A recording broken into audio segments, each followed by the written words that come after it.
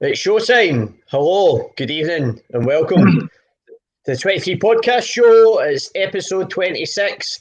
Who knows what day it is? Who knows what date it is? Who knows what month it is? All I know is I've got 2/3 of Miracle Glass Company here just now. So I'll just pass through for the high five first to you, Andy. Other way. There we go. There we go. How are you, Andy? You all right? Aye, tip top. Thanks, David. Very well. Very well. Yeah. You're looking dapper as always. Well, I had to make an effort for you. Good man. Good man. I was in my pajamas. I was in my pajamas till about 10 minutes ago. Shipped up, got sorted. That's what I like. Well, dressed and impressed. You can pass the high five through to Osto. That way. Hello, David. How you doing, Austen? You all right, mate? I'm good. Yes. Are you well? Yes. Yeah. I think a horse racing commentator would maybe describe it as fair to middling. at the moment. Are you just out the shower, Austen? Yeah, I'm actually. Yes. How do you know that? I'm certainly. I've not got a telescopic lens from the Shire on the outskirts of Glasgow through to Edinburgh. You do live. You do both live in Edinburgh, don't you? Yeah. Yeah. Andy, you're from Falkirk, is that right? Well, Stenhousemuir.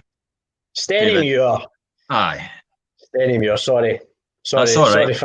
Sorry. Forgive you. FK postcode as well, is it? Stenhousemuir? Oh, aye. I mean, it's close enough. It's only like FK5, you know what I mean? It's close. But, right. You know, these small towns, you know, rivalries are important, so.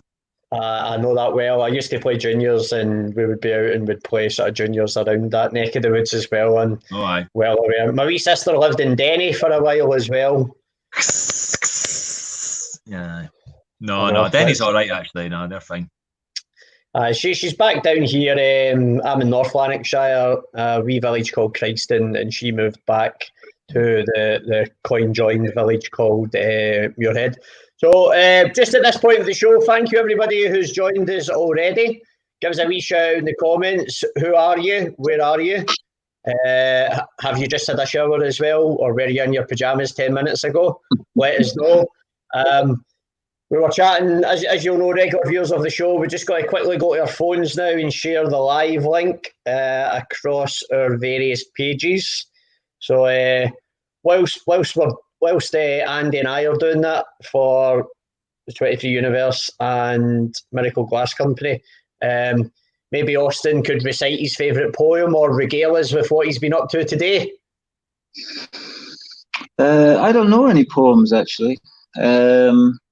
What have I been doing? I've been hoovering today, mostly hoovering, and not really doing anything that exciting, really. But just cleaning my life, cleaning my mind.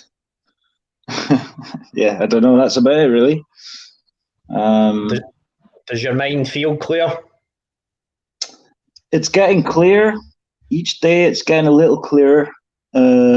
It's been, sometimes it feels cluttered, like there's too much stuff lying around or you know, so I'm going towards cleanliness of the mind. Do you meditate? I don't meditate, actually. No, I've tried to meditate, but I've got a very short attention span, so okay. I've struggled with that. I've got a short attention span. So you're saying something? I was just saying, does Austen meditate? All right, sorry. No, but that would be a good thing to do, yeah. Yep. Do you do that, David? I do, yeah. Not as often as I know I should, but I went to just round about the period 11 years ago when I quit the bevy. I knew that there would obviously just be a transition where I had to change the way I thought about so many things, obviously. Mm-hmm. So I started practicing yoga first, and then just at the end of yoga, you have like the relaxation, which my first yoga teacher, shout out to Maureen Thorpe, she was amazing. We would do just like some short meditation, although just more at the end of the Ashtanga sequence, getting to the end, and then just still in the mind. Really was how she described that at the time, which is the beginning of the process of meditation. And then I got I was getting more into the Ashtanga, and I was going to her classes, doing it a few times a week, really enjoying it. And then she gave me a book about the history of yoga, Ashtanga in particular, and then at the end of that, there was a big section about meditation. And after I read that, I was, just when information finds you at the right time in your life sometimes, and I read that and I went, actually, I want to know, I want to learn how to do that. So my opinion at the time is if you're going to learn anything, then you may as well learn from experts. So I checked out the Glasgow Buddhist Centre's website, which was across from the old, sadly deceased ABC that you guys and we have played as well, sadly missed by all. And I just enrolled on one of their introduction to meditation, mindfulness, and Buddhist philosophy courses, and learned two techniques. One's called Metta Bhavana, which is Sanskrit for loving kindness, and the other one's called mindfulness of breathing. So,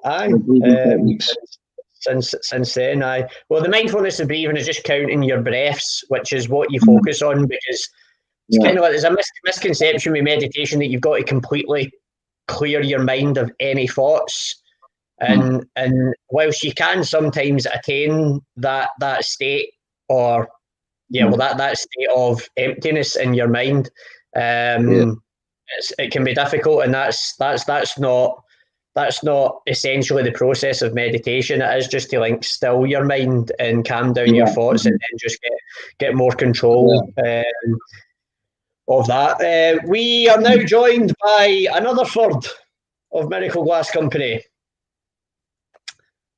No, yep, there we are. William, can you hear us? William? He's just sent a photo of himself. Oh no, he sent two photos of himself. William.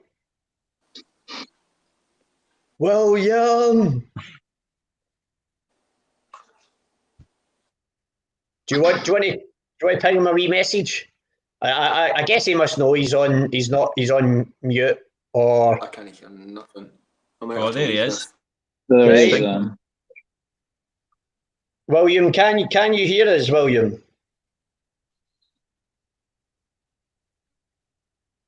William. 23 podcast show calling William. Can you hear us?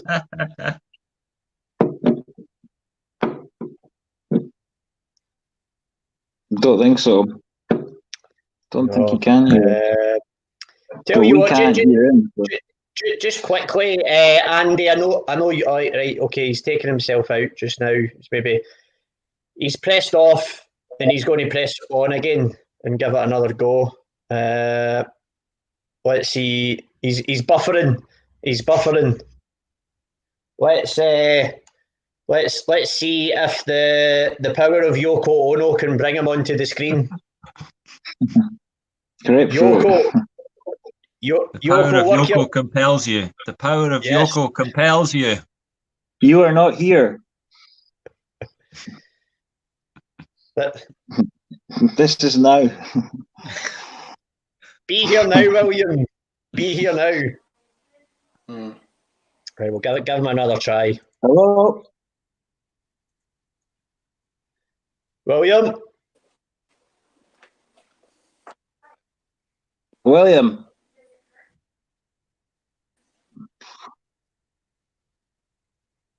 No, he's kicked himself out again. Right, I'm just bear with me just now. I'll try and ping him a wee message here. So, how's your lockdown been going, Andy? It's been all right, actually. Yeah, has been like a sort of opportunity to slow down a little bit and enjoy some of the things that are a bit closer to home, family, and time doing that, and a bit of time sorting out my house, and built's a bit strong.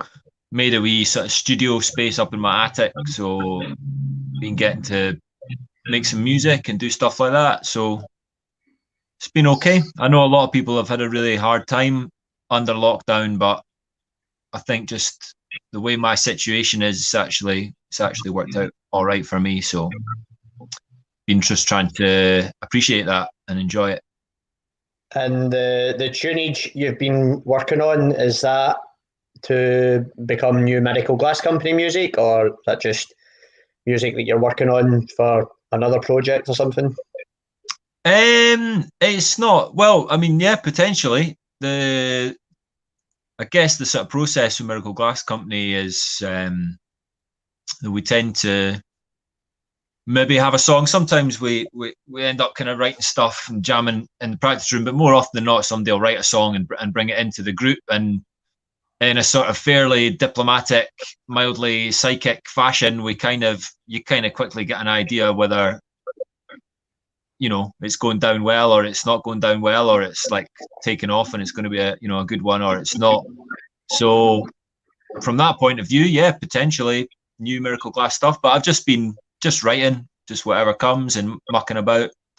Got some drums set up in the garage and a wee synth upstairs, drum machine. So I've been doing, Nice. getting a little bit freaky on it as well, David. A little bit freaky on it here and there.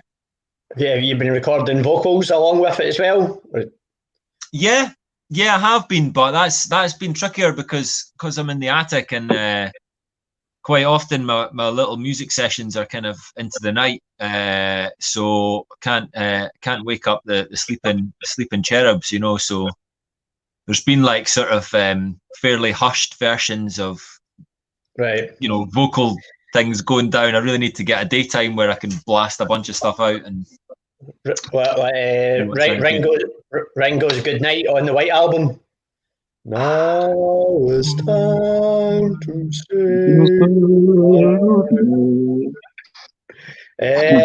Lots of that. I think William might have cranked up his dial up, so we're going to give him another try here. William. William. Hello. Yes. Can you hear us? Hi, I can. The connection's so bad. It's like, I don't know. I need to try and work out a way around this. Right. Okay. But can you hear us? Okay. Because it's going really slow. No, I think he's on a delay, isn't he? Nah, not really. He is on a delay. You are on a delay. Hi. Yeah.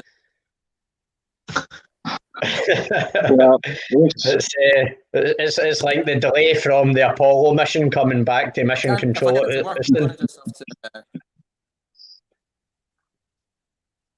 Right. Yeah, you need to hit reverse thrusters. Reverse thrusters. He's kicked himself out again.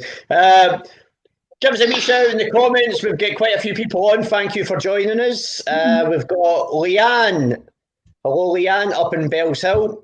She's watching with Taylor. Ben Sharp, MGC, what a band. Correct, Ben. Thanks, Dan Ben. Hawks, when's Austen doing a Ruby Tuesdays gig? Well, I don't know. I've got to get the guitar out again. I've not done any solo stuff for a long time, so I'm not match fit really, but I'm writing a lot of solo stuff and all that. So hopefully, but yeah, I don't know. Well, I'm sure people can make that happen when you're ready. Douglas Hockey, evening troops, good to see you. William is on a dial-up modem. Yep, that's what we thought as well. Andy Pennycook. Oi, Andy. Scandy from Low Bomb Scare. How you doing, Andy? Thanks for joining us. Hello, friend. Andy says he'll be William. Get him in. Get him in. Are you on dial up as well, Andy? Oh, there we go. Okay, so great stuff, Dan said. So there's an interesting sort of completing the circle here for myself with you guys, because the last gig I was at was Saturday the 14th of March, and it was at King Tut's Wawa. Yeah. Oh, that was that. I'm guessing then, was that your last gig? That was the last gig we did, yeah. Yeah. Yeah, before it all, yeah. It was good at the time. Sorry? I was just saying, that was a good vibe. There was a great audience there, and that was a really nice... What's that? All right, oh yeah. That was good, yeah, I enjoyed that. It was a good night. It was a bit of a split. It was our second gig of the new stuff. So we weren't, normally it takes, I don't know, 6 or 7 gigs or whatever, and everything starts to kind of come to. Right. But it was good. It was good. It was a good vibe. It was. It probably is, considering the dearth of gigs that I've managed to get to this year, considering I would normally go to about on average 4 a week. He's easily one of the best gigs I did manage to get to go to this year. And you guys know how it is. Like, it's like you know your band, so you know the songs so intimately, and you know the songs from when you're rehearsing them as well. And so, as you're saying, like Austen, like if within yourselves things don't normally click until like gig 6 or gig 7 that you're playing new material or just a new set. But to me, and probably many others in the crowd, because it was a sellout, it felt as if you just absolutely flew out the traps. So thanks, David. It was brilliant. It's more. We were totally up for it. Aye, the crowd were up for it. Yous were up for it, and in Glasgow. It's a feeling of just not thinking. I think, like, if you're thinking, you'll know it as well. If you're up playing and your head's thinking, then you're not sort of lost in it, kind of thing. And because it was all really new and we hadn't really played it a lot, I was like, oh, what have I got to do now? I've got to do this. It's this now, and then it's that. So it was like kind of that thing. So not enough muscle memory. Yeah, just a thing where you can just lose yourself in it, and that's a good thing. That's a good way of measuring it for me. If it's really, Yeah, you're in your flow state. Yeah. And what you wouldn't know from out front is that backstage, Austen was wearing his guitar, ready to come on stage, and broke a string. No way! Like when we were literally about to go on. What? So he had to pluck it, just like playing away, just went. So he had to really quickly like put a new string on, string it up, try to get back in tune, ready to go on and play. Snapped the new string. The new string snapped. Again, So and they're at the door, like, right guys, time to go on. And we're like, give us a minute. So there's that extra bit of like, string. Hey, you ready to go? Let's go play some music. All right. But that string survived the whole gig. It stayed on, and it didn't. It lasted. It was like some kind of, I don't know. But yeah, it was very tense. It was like, oh fuck, what's going to happen now? So after it broke twice before you went on, did that place like any level of apprehension in your mind for like during the gig? Like, were you thinking, I was like, oh, it's going to be 3 in a row? I can't play that thing too hard. What string was it? It's the I don't know. Is it the top E or the low? I never know. It's the top or the low. It was the G string, man. It's always the G It string. wasn't the G string. I was the G string. It was definitely the G string. But it survived anyway, and we got through it. So that was cool. You did. We did. And Douglas Hockey, who was there, if his missus Lorraine, shout out to the Neilston massive. He said it was awesome. Bob. Thanks, Douglas. There's Bob. Hi, Bob. Bob. Jackie Pistachio, one of the best bands in Scotland, hands down. I'd go further than that, Jacko. We believe in the power of rock and roll. I think these are one of the best rock and roll bands in the world. That's my opinion. Thanks very much, David. And Jack? Jacko's up in Shetland now, is he? Yeah. How's up in Shetland today, Jacko? What's happening with the music scene up there? Let us know. Chris still regrets missing that gig. Tickets for Kirkcaldy. The sooner we get an MGC gig, the better. Definitely agreed. Johnny, how you doing, mate? Over on the Twitch. We're live on the Facebook. There's quite a few people are here. We're also on the 23 Universe YouTube channel and Twitch. I believe the technology people say that Twitch is normally the best platform to watch it on. But you are where you are. You're here. We're here. Be here now. Jacko is saying, snapped your G string twice, Austen. Yeah, sorry I mentioned it. Gavin's asking you, Austen, do your shirt buttons up? They do button up, but this is I want my Kundalini to be free and the energy to flow, you know. Quite Say right, hello to Gavin. He's in Berlin now. He's moved to Berlin. So hello, Gavin. I hope I wonder what Berlin's like just now. Well, I mean, just talking of countries' response in the three continents that were affected by it first. I think it was considered that South Korea, New Zealand, and Germany were the three countries that were kind of like the model template countries, and we were due to play our first mainland European festival at CO Pop Festival in Cologne, which is going to be the penultimate weekend in April. So that was obviously cancelled. So we were gutted. I think everybody was, but also keenly keeping an eye on what was happening in Germany. Then when it looked as if they were kind of like they'd got the R number below 1, they were doing the tracking and testing and tracing, and it looked as if like they were in a sort of containment period. The festival organisers moved it and announced that it would be the last weekend in October. So at the moment, it's still due to be the last weekend in October, but some regions in Germany actually had a bit of a second wave. And I've seen on the news today, they were talking about how they've just imposed like a citywide lockdown on Leicester, specifically, because they've had a slight outbreak. It's just crazy times, isn't it? It is very strange. It's very strange. Well, hopefully we're through the worst of it. But yeah.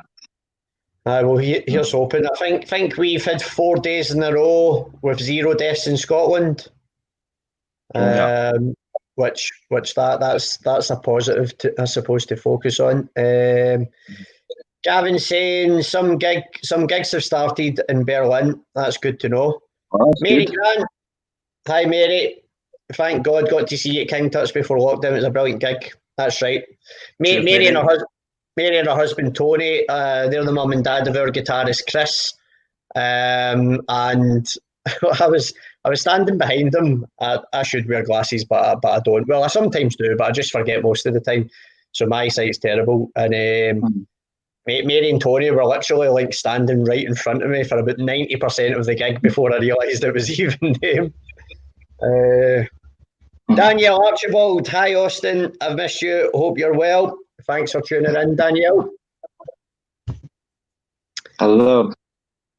Gavin's done 3 gigs in the last 2 weeks, all smallish gigs, but gigs nonetheless. Well, that's good to know.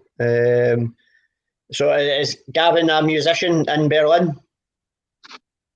Well, he was living in Edinburgh, but he moved to Berlin, yeah, just before all this.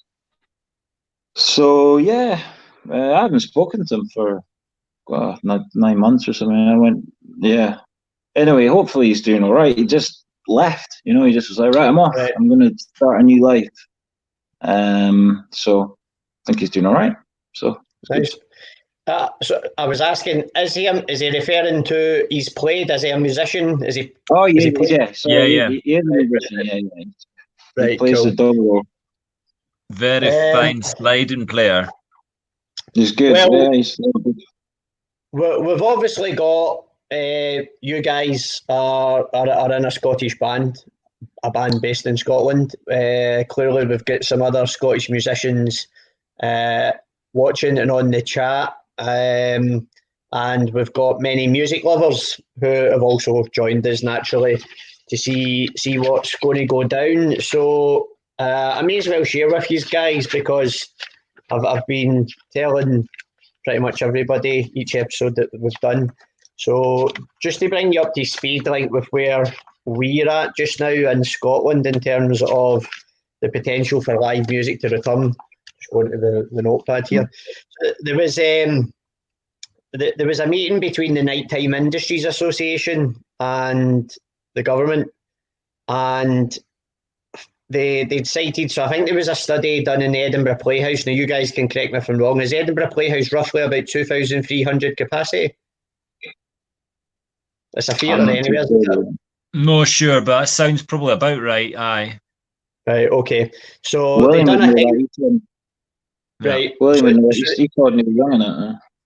So they done a kind of a full health and safety risk assessment, etc., based on looking at, as we move through the Scottish Government's COVID-19 roadmap, where we could potentially be in terms of reopening an indoor live music venue, which, based on the roadmap, is likely not to be any earlier than September, maybe. But again, it's a moving target we're dealing with, so it's clearly all subject to change.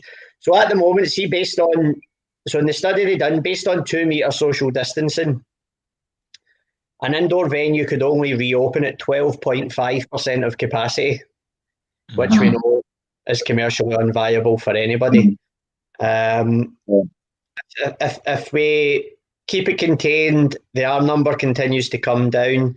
And then when we move to 1 metre social distancing, then there would be limited indoor capacity of 60%, which may make some venues doable to reopen.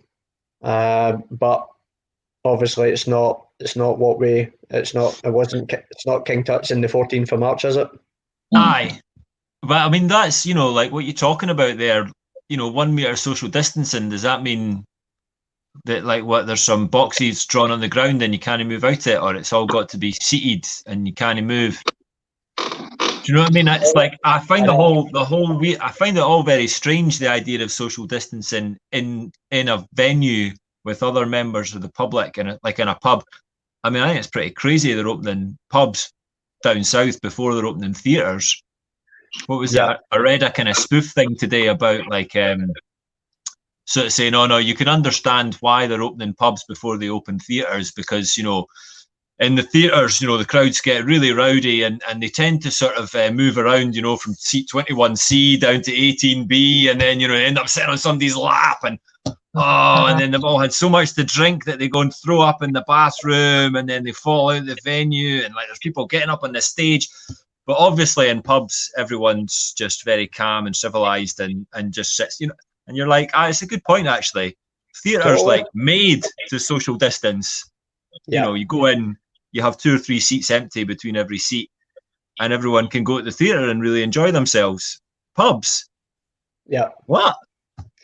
Well, folk are just going to be like all over each other.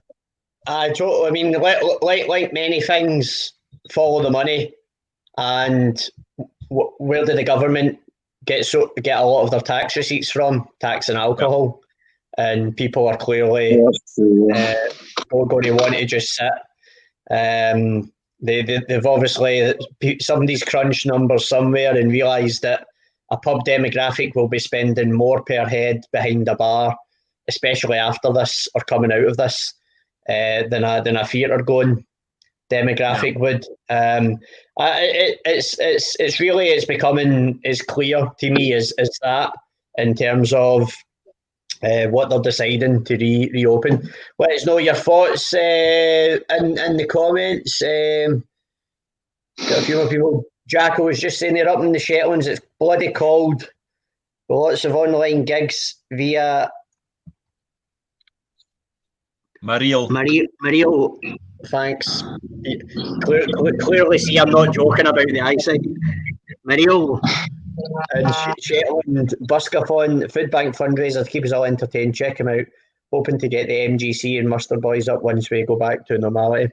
I would love that. There's quite a few. We both of us played Belladrum Tartan Heart Festival one year, and I'm sure both of our bands have a decent level of support up in the islands. Oh, there's William. Aye, that's about right.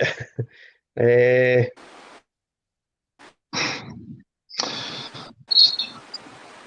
we go. William. 23 podcast show calling William. Oh man. When you've got to go outside to get better signal, things are bad. Jacko was saying you like pensive there. David, you're a massive Bill Hicks fan. I am indeed. Yeah, Bill Hicks is Bill Hicks is a sponsor of the 23 podcast show. I bring up this quote from him. Uh-huh. We are the facilitators of our own creative evolution. So there's a few people sponsor the 23 podcast show from beyond the grave, from the spirit world out there in the ether of the universe. One is Bill Hicks. One is Dr. Timothy Leary. Think for yourself and question authority. And the other one is the big legend Frankie Boy himself. Government is the entertainment division of the military-industrial complex. And then another favourite of mine from Frank: music is the only religion that delivers the goods. Wise words. Yes, and no apologies to the religious, because that's your choice to think that, and it's my choice to think that music is the only religion that delivers the goods. Music is my religion, so nobody can take that away from me, even on lockdown. Absolutely. So, William Melvin Hicks, Austen, did you ever get a chance to see him? I never saw him. Well, he died. Well, he died in '94. Died in '94, I think. 93 or 94, wasn't it? The first time I heard of Bill Hicks was around when the Twin Towers were hit. I remember. Right. I got the video. Had a video. It was on video back then. But yeah, what was it? It was, I can't remember which show it was. But yeah, I just remember seeing it. I thought, oh God, this is like the John Lennon of comedians. He's unbelievable, Yeah. Made you laugh and think. And yeah. I describe him as for me the greatest comedian, philosopher, and prophet, because so much of what he was railing against was stuff that just wasn't going to change really, in terms of like capitalism and corruption and government and that kind of thing. So I mean, he was quite prophetic with a few things, but you're right. He was one of those once in a lifetime almost genius comedians. I mean, I can't remember if he's still alive. What, George Carlin? Do you know George Carlin? Yeah. Is he dead now? I don't know him as well as Bill Hicks, but yeah, he was really good. He was great. Yeah. So like they were definitely in a similar mold, the two of them. There was another comedian older than Bill out before Bill, but people said that he was like a younger version of Bill, and I've forgotten that guy's name now. Right through to today, do you like Doug Stanhope? Doug Stanhope? I don't know. I recognise the name. Can't picture him. He is. I need to Google him. He's phenomenal. He's like a modern day Bill Hicks to me, but a bit more. Like Bill definitely had a lot of misanthropy in him, but also like Bill just being a quite experienced psychonaut and like a lover of the '60s and the Beatles and other bands of the '60s. He straddled the dichotomy. Well, his posthumous book release, the last sort of collection of his works, which I've got, is called "Love All the People," and well, ultimately, well, he knew himself with his most famous quote, "It's just a ride." I mean, the gist of that quote. That got me through many a time, actually, just that little thing. Oh yeah, it's just a ride. Likewise, one of my favourite, or my favourite commercial artist that I know on the go just now, Marcus Reynold Hislop, who designed the 23 Podcast Show logo. Marcus done a painting for me of Bill, which sits on my bedroom wall. It's just cool. It's just a ride. So we all have a choice between fear and love. The eyes of fear want you to buy bigger guns, close your doors, be scared of everyone, whereas the eyes of love see us all as one. So here's what we can do to make the world a better place. Instead of spending all of that money wasted on defence, why don't we speed it, feeding, clothing and educating the poor of the world, which we would do many times over, and then we could all explore space, inner and outer, together in peace forever. Amen. Here's time with the weather. Brilliant. Let's raise our glasses to Bill Hicks. And it's what, your torch? It's my torch. Yeah, it's my torch. He's seeking the light as we speak. All right. Oh, there we go. Yeah. Oh, it's like a mini lightsaber. Yeah, it's a handy torch. It's got a magnet on the end of it, so if you're working on something, you can stick it there. Well, and then freeze your hand up, you know. Multifunctional. You can't whack a good multifunctional torch. Yeah, I saw it and I just had to have it, you know. I was like, that's great. Well, you couldn't say no to that, could you? No, absolutely not. Definitely not. There's Stuarty Boy was saying he was at school with Andy, great guy. Is that a fellow? Is Stuarty a fellow Stenhouse Murian? Aye. Yeah, he's got an E name as well, but he doesn't go by it anymore. Everyone in Steny had a nickname that ended in A. I was lucky my name was Andy, so I didn't need one. Right.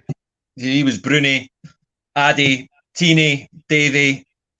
Oh, everybody. You had to have your name, your nickname had to end in A if you're for Steny. Well, that was the same with my shire growing up as well. So we had, Davy or Blair, most people called me, but because I had a big brother that was Blair. But we had Shuggy, Chunky, Biggie, Mugsy, Blackie, Richie, Davy, Maury, Gordy. Aye, why is that? Why do we do that? What is that? There's John Rushman. Hello, John. John's. On you go, Austen. It just reminded me of that bit in there's this bit in Good Will Hunting where Matt Damon's he's on this date, they're at the horse racing, and she goes, "Have you got any brothers?" And he goes, "Yeah." He's lying, obviously, you know, because he's an orphan, but he goes, "Yeah, Timmy, Tammy, Sammy, Dimmy, Dimmy, Dimmy, Dimmy," and recites like 7 or 8 names, and then she goes, oh, really? Can you do that again? And he had to, because he's really super intelligent. He does it. He said, yeah, Timmy. And he reels off all the names perfectly. You just reminded me of that bit in that film. Made me remember think of Bugsy Malone, but I was watching that the other day. So, Charlie, Yonkers, laughing boy, Bugsy Malone. There's a blast from the past. I think John was saying there, George Carlin's passed away. We've got John McMustard on. Johnny boy. Oh, cheers, Johnny, John. Another Y. Andy, I loved that tune you did with your kids the other night. But Bob slating your torch there, Austen. Doesn't stick to wood though. That's true. It was just demonstrating it. So, Andy, you were saying you were at school with Stewie. So, how did you guys meet one another? Where did you grow up, Austen? Just in the West End of Edinburgh. Right. So we met through just the Edinburgh music scene, basically. I think the first time I met Andy was in the left bank. Could well be. That's actually the thing that just popped into my head just now as well. I was thinking the left bank. Guthrie Street. And the left bank was a great little place. It was run by this, I don't know who he was really, but he was quite out there. He ran it like anything goes kind of thing. Anyone could go up and do anything, and he was a bit of a character. But everyone gravitated towards there, and I met lots of people there. But yeah, just through that, basically, just people playing. I think I met William. Were you both in separate bands at that time, or were you playing with other people? We were in separate bands, yeah. Is that doing set up time, was it, for you? Yeah, I was with another two friends playing as a three-piece then. And yeah, it's all incestuous. So everyone meets everyone eventually. There's a lot of great bands around that time, actually, and the sort of Ruby's crew, or the Ruby Tuesdays thing, kind of, I guess, developed a similar time. I don't know if you know much about Ruby Tuesdays, but Austen was playing in the setup, and I was playing in Miyagi, and William Douglas in the wheel, and there was other really good bands around at the time, Electric Ghosts and Alfonso, and Aaron Wright was kicking about, and there was a really, really good scene at the time, like Big Hand and the Missing Cat. There was some brilliant bands playing, and places like the Left Bank and the Bongo Club were like proper party venues, you know. It was like sweat dripping off the walls, crowds going wild, playing till late in the night, just wild parties. So it was good times. Good times, yeah. I loved the Bongo Club. Seen a good few gigs in there. The last gig actually I seen in the Bongo Club would have been Stanley Odd, before they went on to their hiatus with Becky Wallace and Loki and Roberta Pia, Bob. Mm-hmm. Bob opened that night as well. She played a lovely acoustic set. I was just watching Bob earlier tonight doing an online gig on the Ruby Tuesdays page. Roberta Pia was on Ruby Tuesday. Aye. Oh, nice one. Watch again. You can watch again. There's Stuarty Ross has to go just now. Hope to bump into the bars again soon. Andy will catch you for a beer at the other side of this. Sweet man. Cheers, Stuart. Take care, mate. I don't know when again. Obviously, we'll meet you again in the Barrowland. Sadly, that was me. I announced I lost my job in there last week just due to this pandemic. It's the gigs that we had that sort of cancelled originally from the second half of March, April, May we're kind of optimistically pushing back and moving into August, September, October. We already had quite a busy end of year anyway, but we've since seen, as the roadmaps have been released by the governments, that like a 1900 sold out gig in the Barrowland, which most of the big names that come and play it normally are, they've now all been moving out to next year. So in terms of, it's quite possible there might not be another sellout gig in the Barrowland, maybe this year, or maybe not out until potentially the end of the year. But it's just difficult times, man. Difficult times. I was gutted for you when I saw that, man. I knew that was like dream job for you, and that was short-lived, unfortunately. I know. Thanks, man. I mean, I'm certainly not the only person that's been negatively impacted by this, and I won't be the last either. So we've got some challenging times. There's a question from Douglas. He's also a big fan of the Nickajack Men. We've played with them. Who are your favourite acts to see in Scotland? It's a good question. I don't go out much. It's difficult to say. You've got two bairns? Aye. Two bairns. What are they called? Daisy and Cohen. Daisy and Cohen. What age are they? They are 10 and 8. So they're lots of fun. I can imagine. My nieces are I don't know. Not all of us. Not all of us have your energy, David. You're like a force to be reckoned with, putting everyone else to shame. It just comes down to not bevying, to be fair.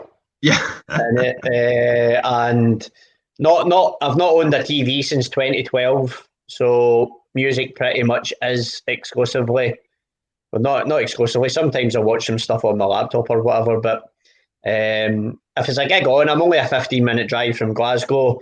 I do believe that Glasgow is one of, if not the best cities for live music in the world, and there's always so much choice on. And obviously when I was working in the Barrowland, and if we had a gig on, I'd be in there. Right, I've got a couple of answers for you. I'm quite slow on answers. Sorry, my brain takes a little while to access information. So a couple of bands I do like going to see. There's an Edinburgh band called Logan's Close, who are top quality. Okay. And there's a Glasgow band called the Well Green, who are also excellent. I've seen a few times and always enjoy that. Amazing harmonies and great songs. Danny Boy. There's, do you know, one of the best Scottish band gigs I went to fairly recently, was it last year? Maybe it was even the year before, was when the Young Fathers headlined the Lee Theatre. Yeah, that was good. That was good. That was very good. That was off the hook, man. They were something else.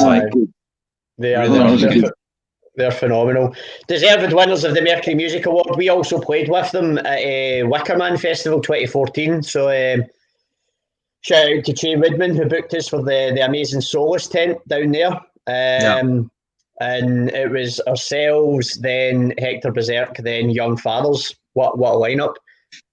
Right, before we'll let Austen answer next, but before we do that, by the power invested in Yoko Ono, we might have William Douglas. Hello. Oh! All right. Oh, it's him. It's really him. It's really him. Yoko done it. Yoko made it happen. Oh no! Oh no! So you do. I tried everything there. I was walking down by the river trying to find a signal somewhere, and that just didn't work anywhere. Right. Okay. Wait, where are you now? I'm in the someone's house now, but I'm on a laptop now. But I tried all the different devices and they weren't working. And then trying this, and now it's working. But I don't know why. It felt like bad juju, like, because nothing is not working on anything. It's like I'm not meant to be part of this interview. And then we got this working, so now I'm saying, okay, let's do this. I'm on. These later, aye. Right, see what I mean? Now there's someone to interrupt Andy when he starts talking shite. All right. There's Tracy saying she misses you guys. MGC was Tracy's last gig before lockdown too. We need you bringing back good vibes to Scotland and also decent Wi-Fi for Willie Doug. Oh, he's here now. Bob, will you get your job back at Barrowland, David? Possibly. I just need to wait and see, really.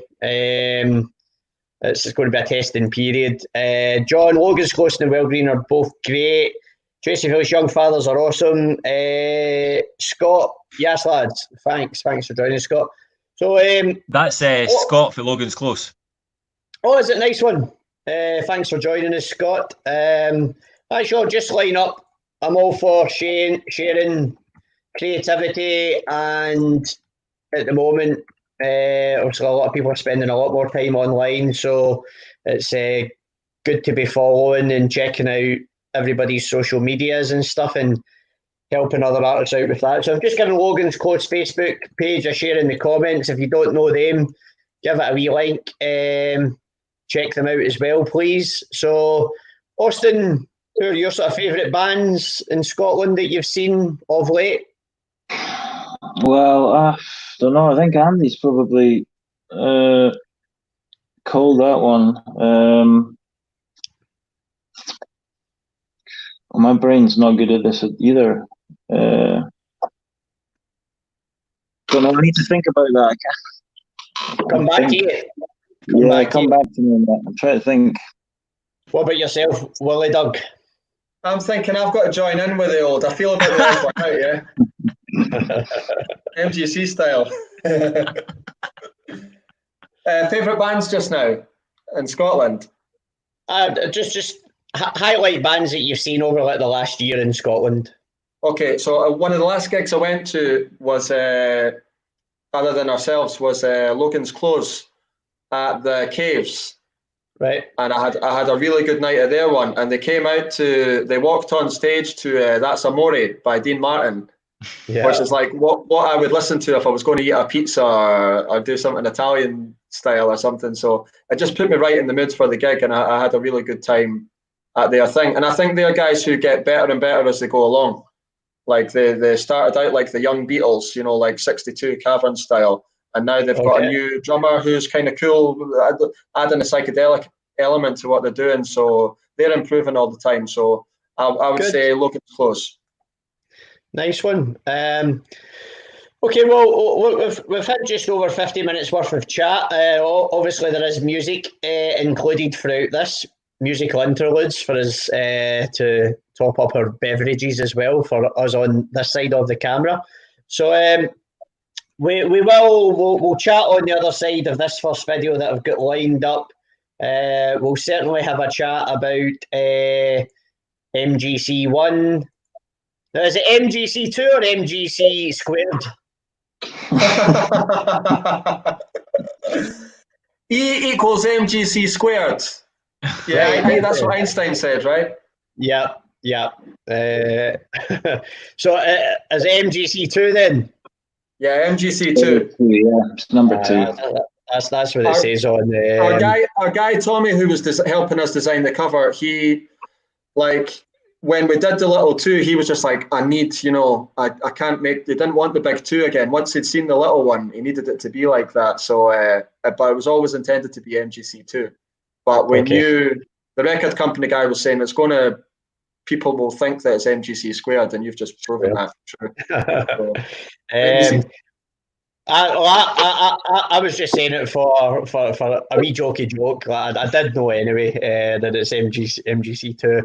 I mean, if you go into your Spotify, which I'll give a share for people if they're not following you on your Spotify, then why not? But I will give that a share in the comments. But that aside, artists are obviously needing a lot of support at the moment. The whole music industry is needing a lot of support at the moment.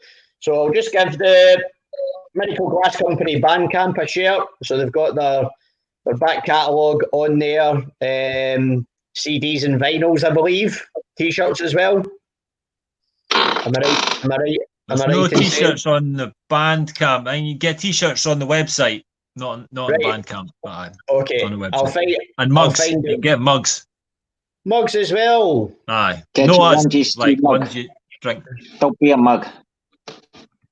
Medical Glass Company website. Have we got mugs? Have we actually got mugs? I don't have a mug. We've got mugs. I didn't even know we had mugs. There we go. Yeah. I've just given the website a share as well. Go out, get yourself a Medical Glass Company mug. Oh, good. So John was saying MGC squared equals energy. Haley Town, your main stage at Eden last year was absolutely incredible. It was, definitely. Hi, Haley.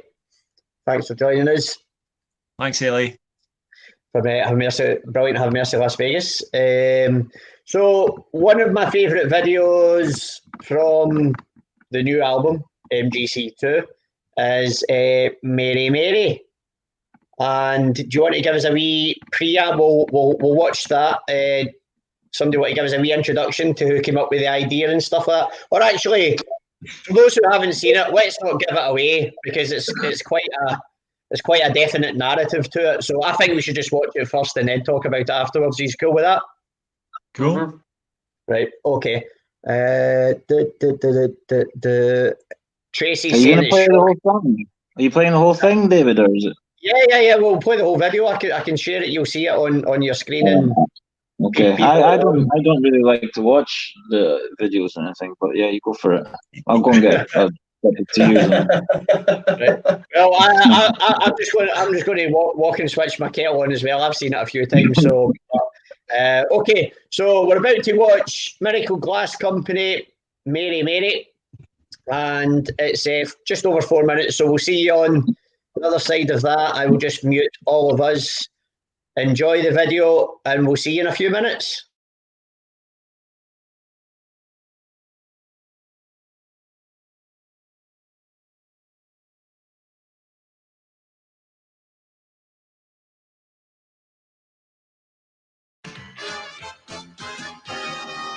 Ladies and gentlemen, it's Blind Dates, and here is your host, Miss Cilla Blair.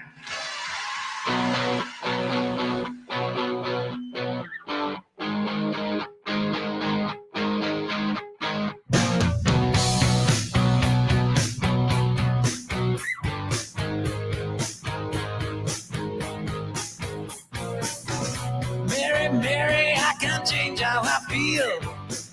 That I'm unable for sure. You turn me on with a wave of your hand and knock me out on the floor. Well, my Mary takes it easy. Well, my Mary tends to know. And when the lights are gone, I'm on my own and know.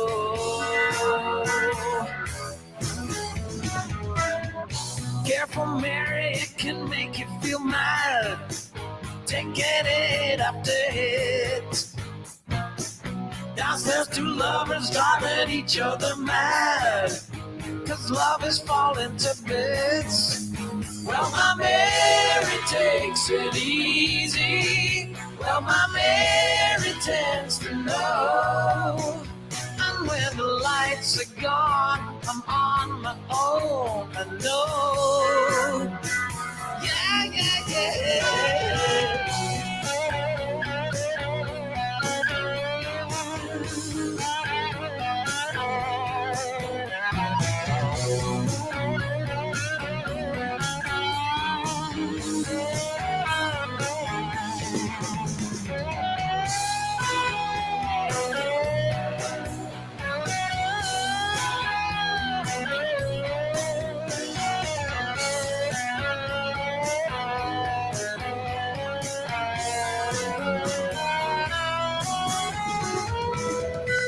careful, Mary, it can make you feel mad.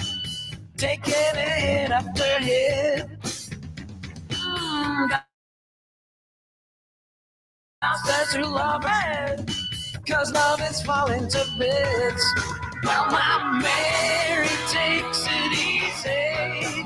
Well, my Mary tends to know. And when the lights are gone, I'm on, you know.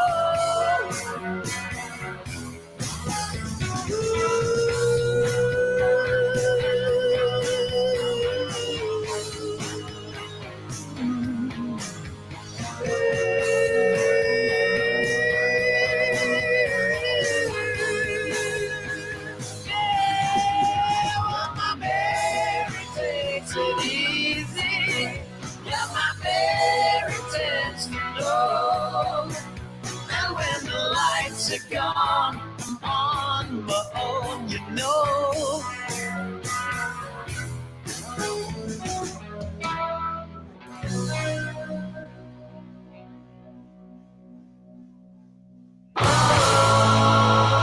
She makes me feel alive.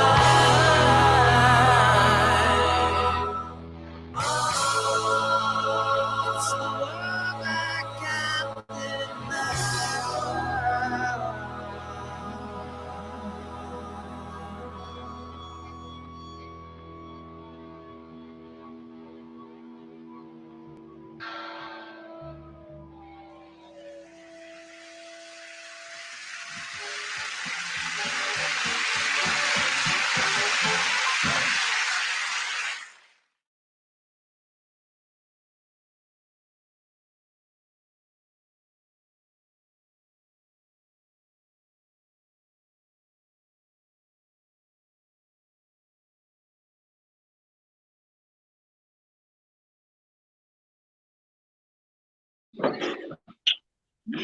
And we're back in the game. Back in the game. That is a tune. So I'm just going to give the Miracle Glass Company that video link a share in the comments. If you've not subscribed to their YouTube channel, please do. You'll keep up to date with all of their future video releases via there, and you can check out all the brilliant videos. So you work with a previous 23 podcast show guest, Tommy Slack, and Derek Mackay, 0405 Photography. Tommy Slack, yeah. Tommy came up with the video. Did he? You did. Tommy's idea. How did you get away with the syllabate? Is it just like that's ongoing? Well, we don't know about that. We just figured we're not that famous, so we probably no one's going to sue us, or we won't have anything. So no copyright infringement. Scylla was happy to do it. It was fine. She was happy to do it. Brilliant. She's a good friend of my gran. It's fine. Tommy came up with the idea, and I didn't. I initially I was like, "Oh, Tommy, I don't know about this. So I'm not sure about this." Because he described it, and I thought, "Is this going to work?" But yeah, I think he did a great job of it. I think at the end of it, I was like, "Oh, that's weird. It's unusual," I think he done a brilliant job of it. I also linked as well the link into another song from the album with the wee Cortez reference. Yeah. That's actually all throughout. Also, all of the dialogue between us and Scylla, every single track from MGC2 is within the dialogue.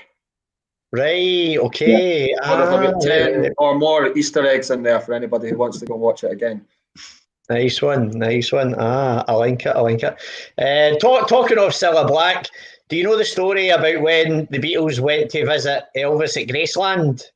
Mm-hmm. Yeah. And Cilla was on the jukebox? No, I didn't know that. Cilla Black was on Elvis's jukebox. Well, John and Paul wrote songs for Cilla. Yeah. So when they went, Elvis's people had got in touch with Epstein and said, Elvis would like to meet you. He's want to come out and meet him. So, like John had famously said before that, if there was no Elvis, there would have been no Beatles. So obviously they were right up for grab to meet him.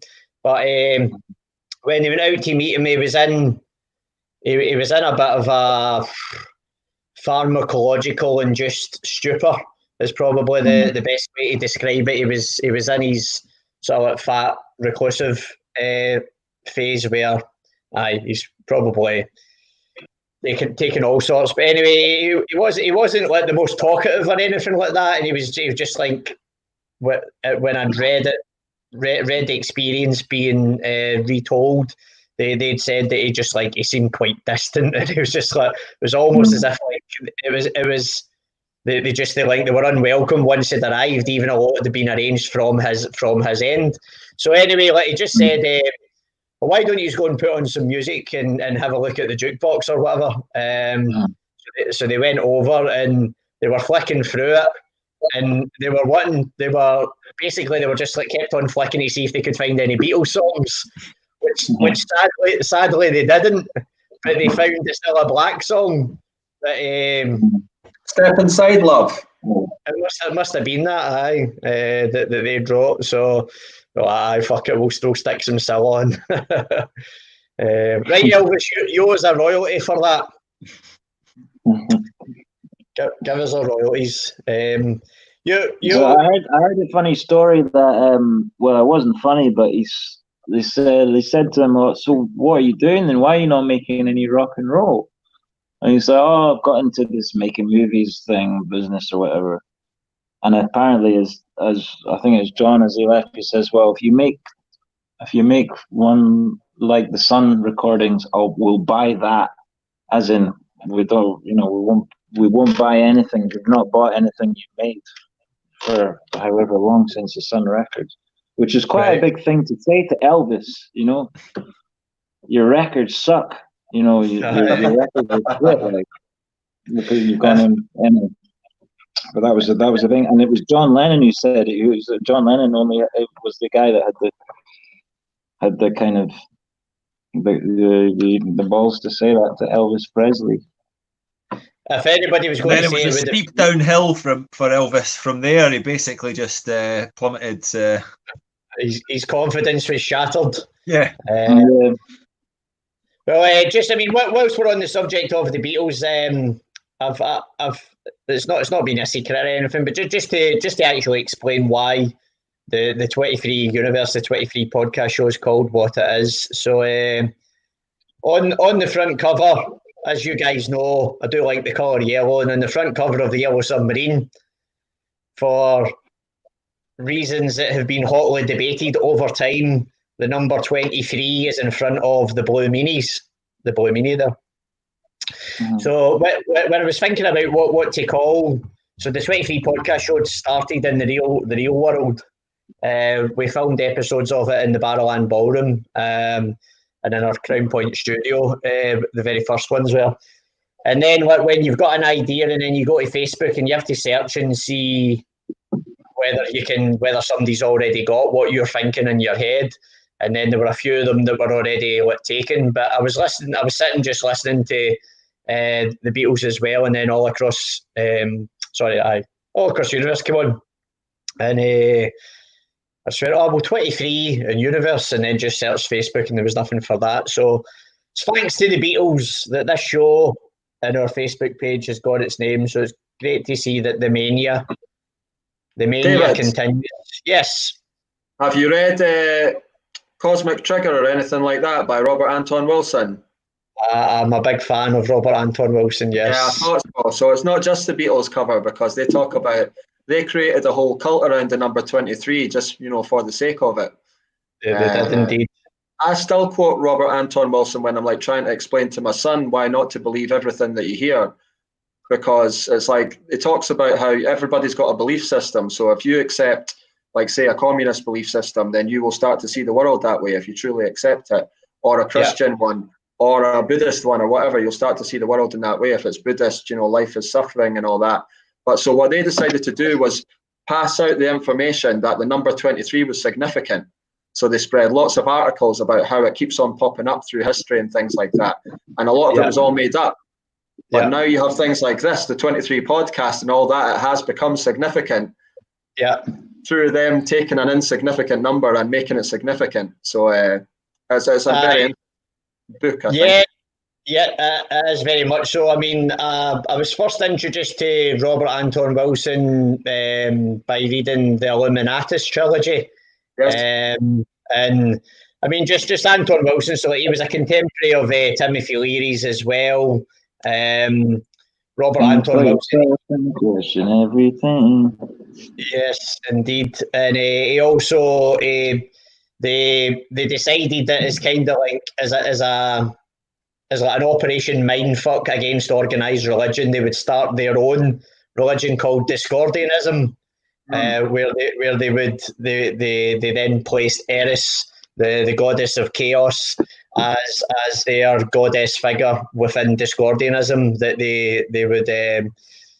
they would worship. But he was quite heavily involved. Like there was like a thing going around like in the 60s. There was a whole like, Operation Mindfuck, they called it.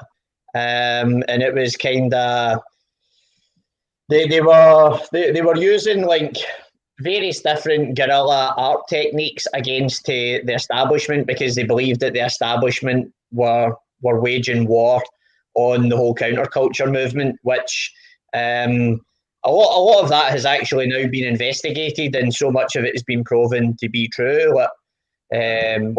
Look at everything that was going on to stop John Lennon getting his green card.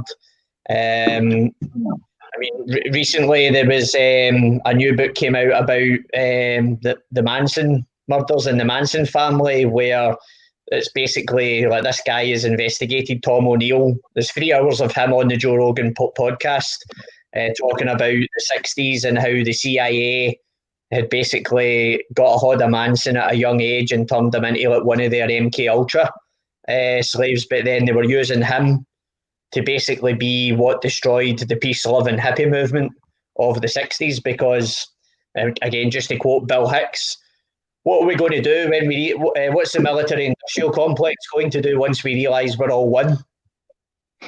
Yeah. That's in that book as well, The Men Who Stare at Goats. And there's a movie of it, and they give the soldiers acid. And what they found was they wouldn't follow authority. So yeah, they're going like, oh, go and guard that post or something. Go and guard it yourself, and just start joking around and things like that. Nobody would follow authority anymore. I think they were going to use LSD as a truth serum, and then a few of the volunteers who got in, like say one of them was Robert Hunter, who wrote the lyrics for the Grateful Dead. He was one of the early volunteers. And he, after being in volunteering, went out and basically told all his friends about this thing he'd done, acid. And then so they had to find some themselves, and then they all started doing it and having these experiences, and it took on a life of its own. So rather than being a government tool, it became a kind of anti-mind control tool. I find it all really, really interesting. Yeah, I think the MK Ultra thing's real, but I think it's actually out of hand as well, because people took it and made it a positive thing too. You've got these two sides of the 60s, the idea for the government to control and the people being absolutely against authority because they were all on a drug, which made them completely reject outside authority. Well, a guy I know, John Higgs, he wrote a book about Timothy Leary. It's called, it's Timothy Leary, I Have America Completely Surrounded. And Richard Nixon, once they started, so Timothy Leary, he was a Harvard doctor. And he was given, goes into great detail in this book by John Higgs. I'll maybe share the link in the comments. It goes into great detail. So he was given, when the state were still, before LSD was illegal, and when the state still believed that it had the potential to be used as a mind control agent, they gave Leary a correctional facility in California state, and he coined the phrase, obviously, set and setting. You had to get the set and setting right with any psychedelic, be it mushrooms, psilocybin, or LSD. And if you got the set and setting right, then you basically could kind of reprogram someone's brain in a positive way. Like they would be more susceptible to suggestion and psychology. And what's counsel? like lying down on a sofa listening to like MGC1 or MGC2 and just letting your brain go somewhere positive. Exactly. Just like that. Just like that. So the wing in this prison that he was given was a selection of like it was a control group of, let's say, like 50 prisoners who were due to be released within, let's say, like the next 3 to 6 months. Now there was the statistics had been done where there was with this group of offenders, there would be like a reoffending rate that I can't remember the exact figures, but let's say it's 50% of them would reoffend within 3 to 6 months of being out of jail, and then would ultimately just come back into jail. So this was the group that they asked him to do these LSD studies on, and through his counselling, psychology, and just with LSD and the setting and him basically implanting thought memes within these prisoners to say, look, just be nice when you get out of here. Like, there's no need to turn to crime or do wrong things that'll end up in you coming back in. In that control group, the reoffending rate to come back in, he got it down to 0%. Mm-hmm. And clearly, as a study, that was so dangerous to the privatised prison system, which obviously is just there to make money. Like, if you've not got prisoners, then they're not making money. And then after that, that's when, and he was starting to then like take LSD out as well and let his pals try it, because they knew how revolutionary a drug it was going to be in terms of changing the psychology of people in the 60s. And then that's when he then became public enemy number one. Richard Nixon at one point called him the most dangerous man in America. Yeah, you can see why as well. But they were demonized, really, when you look back. But it's making a comeback, because if you seen that thing on Netflix? It was like Have a Good Trip, I think it's called. Yeah. And it's got kind of modern Americans, celebrities admitting that they've taken acid and that they had. Cary Grant. Cary Grant was the strangest one. It's like, because Cary Grant, you kind of tell the story, Austen. Oh no, I don't know the story, but I just remember seeing him. He would do a sort of regular cleansing session of it, and when you think of Cary Grant, he's sort of back to another era altogether. But I don't know the story. You tell the story. If you have a story. That's it. Sorry, I thought you knew more of the Cary Grant story. But yeah, he was an early one who was using it to make himself feel better, I guess. I mean, in my own, to be completely honest with you, I may or may not have used. Yeah, man. I may or may not have used psychedelics to feel better in times of stress. You know, maybe every 6 weeks or so in a safe environment. I may or may not have done that, but I think it's highly possible that it could help people and be beneficial. And I think the tide's about to turn on that too, because it was demonized for a really long time. And now you're starting to see these things creep in, little stories about researchers using it for a positive thing and all that. It's a shame that it's been kept from the public when it could be so useful. There are genuine clinical trials that have been done in your controlled environments, like peer-to-peer reviewed science, published journals, etc., that have been shown the beneficial effects of. So they're isolating psilocybin and even like exactly. And what's it's far more effective than the opiates. Oh, definitely. Because the opiates are more addictive. You can't get addicted to LSD. That was one thing. You can't overdose on it either as well. Just give a shout out to a few of the comments here. Mary Grant was saying playing MGC2 in her car all this week. She loves it. Bob was reminding me that Liverpool won the league. Thanks, Bob. That did cheer me up. Champions! Well, I'm still in shock. Stu was loving Mary. I think that's what that was. Tracy was saying clever. Hiya, boys, from Mandy. Hiya, Mandy. Tracy is welcoming Mandy. Glad you jumped out the shower to see the boys. There we go. Austen jumped out the shower to see us as well. That's true. Wasn't it the same shower, was it? No comment. No comment. Mandy was watching Tracy's watch party, but you can't see any comments on the live feed. Oh, so you're right. Okay, so thanks for joining us. Mary needs to go. Shout out to Mary, who's an NHS nurse. She's got a 12-hour shift. Hope to see MGC in the not too distant future. Take care, stay safe. Thank you, Mary, and thank you, obviously, to all the NHS and all of our key workers. I've got a nice wee rainbow for the NHS that I had up in my window. And let's not forget, if we want to do the best thing for the NHS at the next election,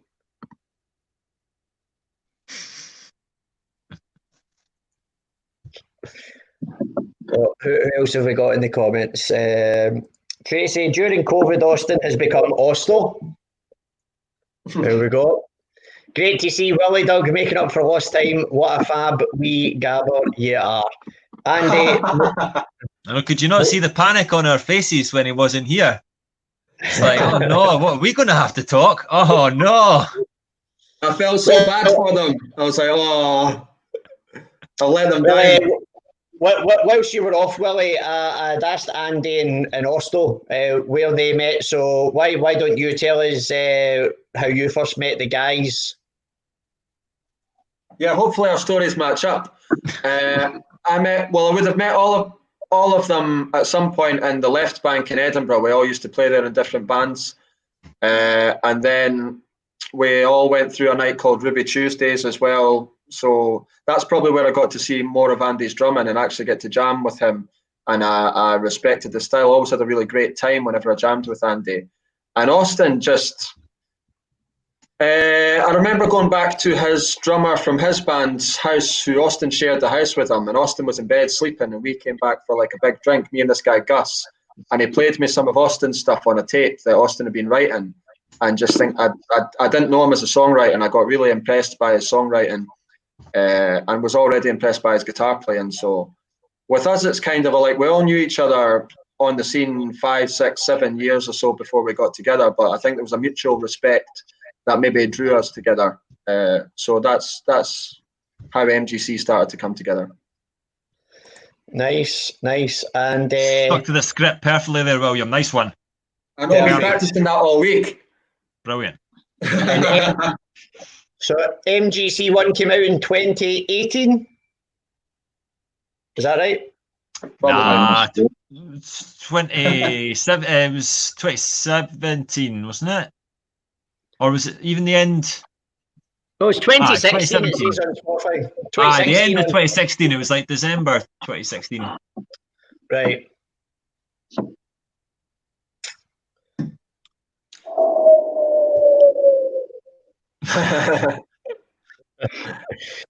And that was produced by Owen Morris. Yes. Yeah. So to Owen Morris, the man who many people from growing up in the 90s will know produced the first 2 Oasis albums. Talk us through working with him. How did that come about? No. We don't have any stories about Owen. No. I don't know what you're talking about, David. Nothing to see here. Is this live? Right, shut it down. No, shut it down. Right. This is just us having a wee private chat. No, Owen was great. Owen was great to work with, but he was an absolute nutter. He's an absolute nutter, like in a great way. Just loads of energy, sort of Welsh madman, but very knowledgeable. You know, like helped us put songs in good structures. Got good takes out of us.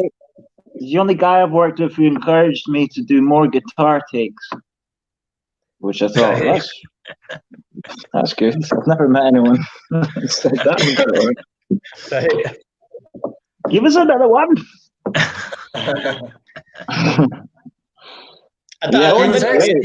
Owen had a great energy.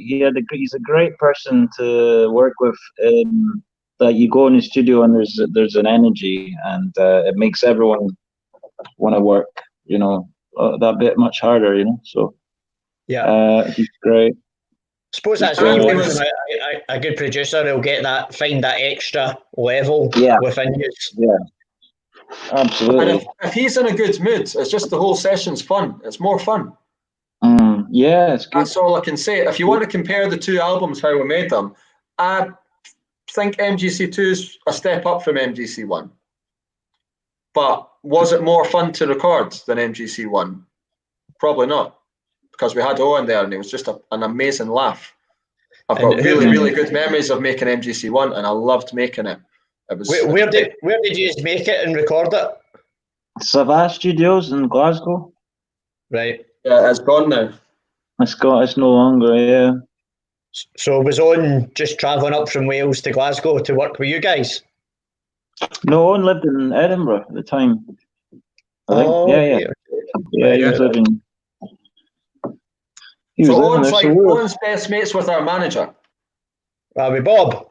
Yeah, they're like best mates. I mean, that's how we met Owen. Shout out to Bob. Well, Bob was just saying there, Kenny Kerr and the house. Kenny! Shout out to Kenny Kerr, the wild man of Motherwell. He's got a shout out on our second album as well. If you look, the wild man of Motherwell, that's Kenny Kerr. Really? How can you elaborate on that story anymore? No. Do not know what you're talking about. Omerta. I pulled up.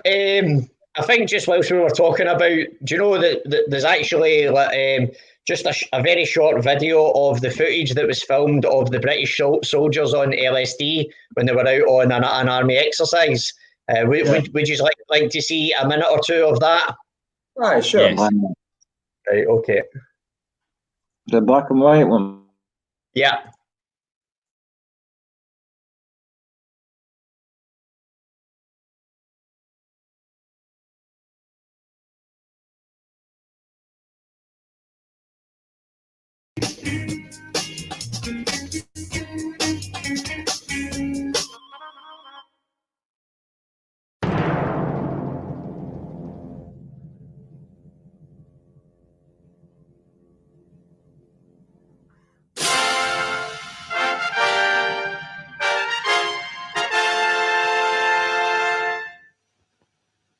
In order to test the effects of an incapacitating drug under field conditions, a simple exercise was devised. The troops were given the same quantity of water to drink before each day's exercise. Unknown to the troops, the drug was added to the water on the second day.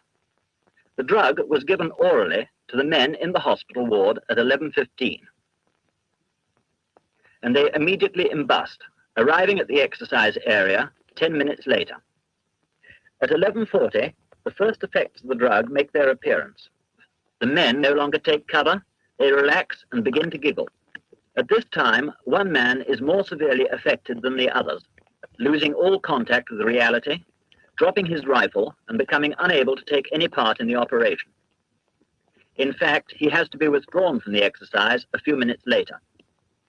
Section 2 starts to advance to Redwood. The troops have lost their air of urgency and many men are laughing. Meanwhile, radio communication at the beaches has become difficult, if not impossible. Men with no specific task to perform have relapsed into laughter and inconsequential behavior, though they are still capable of sustained physical effort. This man nearly succeeded in felling this tree using only a spade. 70 minutes after the administration of the drug, with one man climbing a tree, the troop commander gives up, saying, "I cannot do anything about this. I cannot control the men and I can take no action myself. I am wiped out as an attacking force."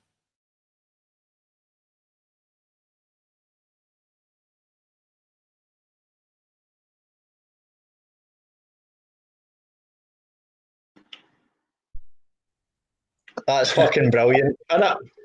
That's what every army needs. That's world peace right there. Exactly. And that is why Richard Nixon called Timothy Leary the most dangerous man in America. I'm just going to find that book to give it a share. It's John Hicks' autobiography of Timothy Leary, I Have America Surrounded. it's just what an amazing book it is, just going into the guy's history, obviously, from the early days of being a state employee to the state then turning completely on him because of what went down. John Hicks also wrote a really amazing book about the KLF too, which is also another book I'd recommend. Bob said MGC1 was recorded in 5 days. There you go. The number 5. I know I never slept for the 5 days. Really? Tracy's asking, what was your Glastonbury highlight over this weekend? I haven't watched telly. I didn't watch it either. I haven't seen anything. Bowie. I caught the last 3 tracks of Bowie's set, and it was banging. It was Heroes. First 4 songs, right? It's what? It was a 2000. It was 20 years ago, 2000, right? yeah. 2000. I heard on the radio that he said specifically only record the first 4 songs or something, and the rest was left. Is that right? Correct. Yeah. So at the time, I work at Glastonbury each year for Greenpeace, and so you get to hear a lot of the stories that go on and stuff like that between artists and all the rest of it. So the artists, they can contractually, before they play, they can obviously decide what they want to be shown and what they don't want to be shown. Or as Bowie had stated at the time, he only wanted the first 4 songs of the set. So he's walking on his Mike Garson, his playing sleeves, and then he just goes straight into Wild as the Wind, then China Girl, then Stay, I think. I can't remember exactly the first 4, but anyway, so at the time, all that was allowed to be then shown in the BBC highlights package were only those 4 songs. So since his sad passing, they got to this year when it wasn't going to be on, and they were looking at programming a whole weekend's worth of TV Glastonbury footage. They reopened the talks, and they were allowed to show the entire 2000 set in its entirety for the first time ever. So that was quite amazing. It's still on the iPlayer, I believe, if you want to watch it.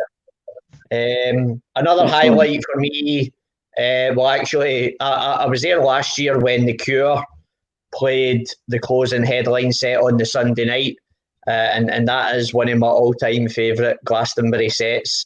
And it was quite significant for me because they were on Thursday night. So I was watching The Cure's set, which I'd been at last year, whilst I had my tablet sitting next to me with the Chelsea Man City game on mute.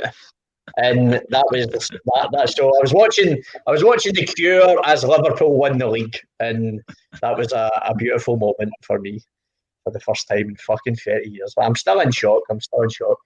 Did you tell him about when last time? What were Liverpool in the UEFA Cup final? And no, I was not told him. No, it was the Champions League final, but not the last one, but the one before the Real Madrid one. We were cheating bastard Ramos. Aye, well, we were in Liverpool for it. So was I. And aye, it was the best night and then the worst night. Aye, you're not wrong. I watched the game in the stadium. So the big screens set up in the stadium. Went down with my pal Vinny. Shout out to Vinny Curry, Vinny Brownlow from Dead Man Fall. And so we went down. We were staying at my mates in Sefton Park, which is just down the road from Allerton, where Macca grew up. And so we went to the stadium, and then when they scored their first goal, right, this crazy woman took off one of her trainers and threw one of her trainers at the screen.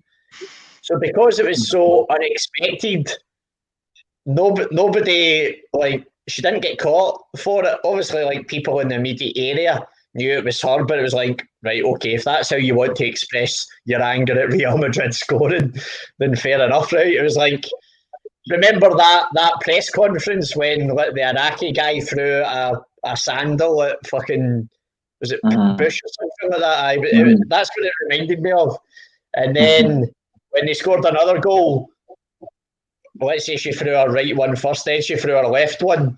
And then like, oh fucking, what you doing? Like, you're going to need to walk out of here with and your bare feet and your socks. So, she's for Liverpool, not a problem. I know. So I totally get what you mean about from going to the best to the worst. We've had some amazing times in Liverpool, man. Sorry, I know you saw you're going to get the comments up there, but it was just making me think. Remember, Andy, we were staying at your mate's house, and just off Penny Lane. Yeah. And we had the neighbour was like a wee old woman with kind of red hair, but obviously dyed, but kind of crazy red hair, but she was about 70 years old or something. And she was like, she says she was telling us stories about like John Lennon used to muck about on the street. And she's going, oh, I liked him. I thought he was a great guy and all that kind of thing. She goes, I don't like that Paul McCaffrey though.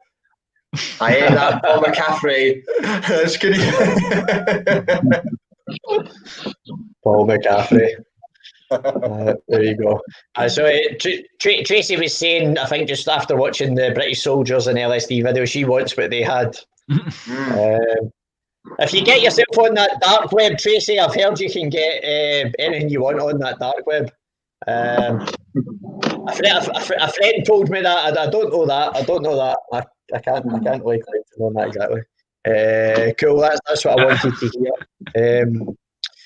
So, what's been the best festival you guys have played? Would you say? Thoughts or your favourite, not necessarily the best, because like they're all great in their own way, but give me maybe like your all-time top 3 favourite Miracle Glass Company festival sets. I think the Bellodrum, probably all 3 of the Bellodrum ones would be up there actually, because that's been great every time we've done it. I like we kind of moved up the stages as well there. We started on the kind of the sort of grassroots stage and then moved up to the kind of middle stage, and then we played on the kind of Mind's what it's called, the second biggest one there. Hot House, aye. And that was great. And what were you going to say, Austen? Just Eden. I enjoy Eden. Eden's good. Yeah, that was cool. We went to that. We saw what's his name's DJ set. What was that? Irvin Welsh. Irvin Welsh. Yeah, we went into his tent. He was doing this DJ set. It was incredible. It was amazing. Was that in the Gilly Do tent? Aye, that sounds right. Down the snake pit. Straight across in the snake pit. It had all these, it had all these chambers. It had all these like sort of chambers that went towards the center bit, and then it was a kind of strange layout. That's the Gilly Do. I would say for me, as a MGC fan, Bellodrum and Eden would be my favourite festival sets I've seen you guys play. Two amazing festivals that mean a lot to us as well. So it's always good, like when you have for us, when we have a personal attachment to a festival, it's even better when you get to see your pals play there as well. Well, I'm a bit gutted. It was supposed to be, we were supposed to be playing Kelburn, headlining the Pyramid stage on Friday, is what we would have been if it wasn't a lockdown. I was really good, because although they're my favourite MGC gigs at festivals, my favourite festival is actually Kelburn. And we played there before, which was also great actually, but I think I was really looking forward to this year. I thought it was going to be really good. So hopefully they've kind of rolled their bill over to next year. So hopefully that'll still all come together. They'll get back. Well, just to give Kelburn a shout out, this Saturday it's the Kelburn House Party at your place.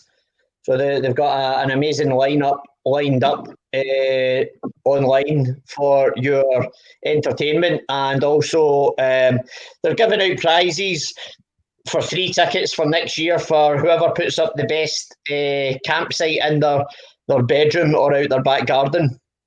So check out the Kelburn House Party on Facebook if you're wanting to get involved. The lineup's been announced now. It looks pretty awesome as well. There are a few comments coming in there. Kenny, first part of a 60s LSD documentary, worth a listen. Thanks, Kenny. Cheers, mate. Check it out. That's there in the comments now. The wild man shall provide. Exactly. Belladrum rocks, does indeed. Belladrum is brilliant from Douglas. Shuffle Down Festival, aye, that was brilliant in the Dobie Hall. Dobie Hall, now that's my neck of the woods. It is. Larbock. That's when, talking right, when we came on tonight before you were on, William, David was saying, aye, Andy, you're for Falkirk, eh? And I was like, well, no, I'm for Steny. And when we played that Shuffle Down gig, the first thing William said when we went on the stage was, "Hello, Falkirk!" And it was just like, boo! It's the worst, well, probably the only bad booing I've ever taken on stage was when I went, "Hello, Falkirk, let's do this!" And then I was like, whoa! And Andy had the local knowledge. So it's all right, I got them back on side. We got them back in. It's Larbock the Dobie, wasn't it?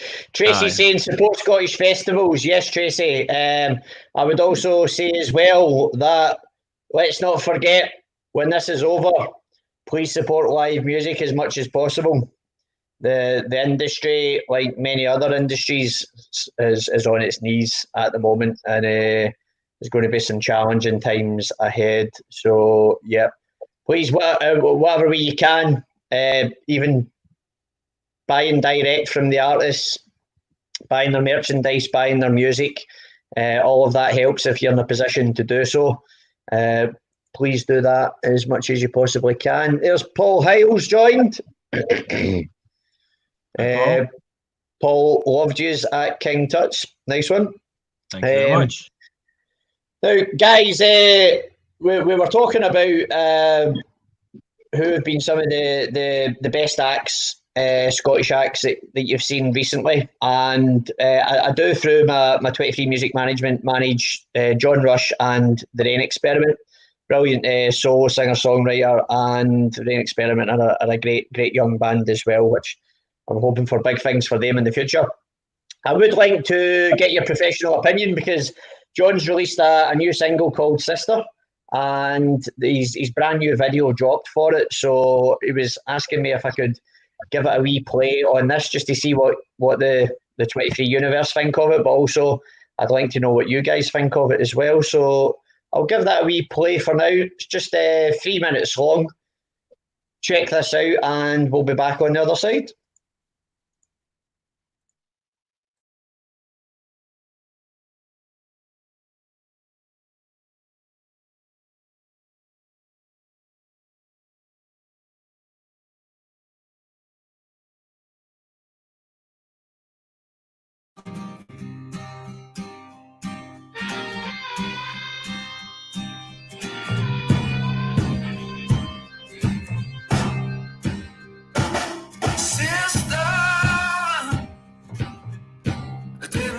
Keep you waiting.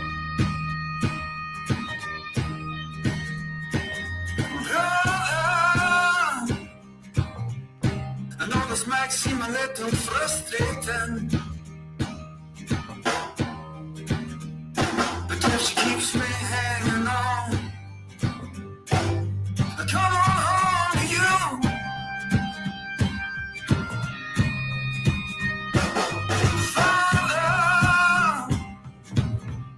You know the bag will steal me power.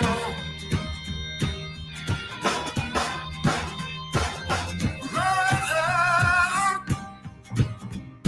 I never meant to bring you sorrow. But she keeps me hanging on. Oh, come on home to you.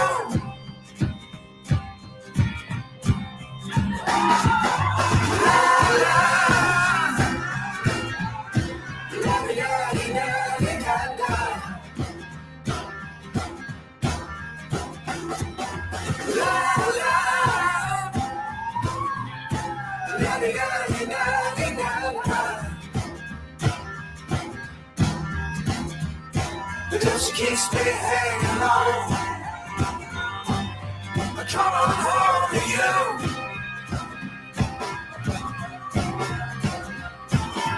Lover, never meant to cause you heartache. Doctor, you gotta take heed from my mistakes. But that keeps me hanging on. Oh, come on home to you.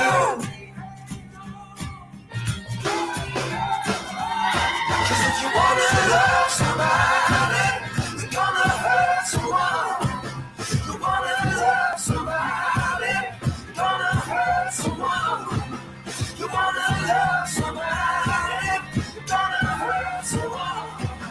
You wanna love somebody, you're gonna hurt someone. Sister, my brother, father, my mother, lover, the doctor, sister, oh sister.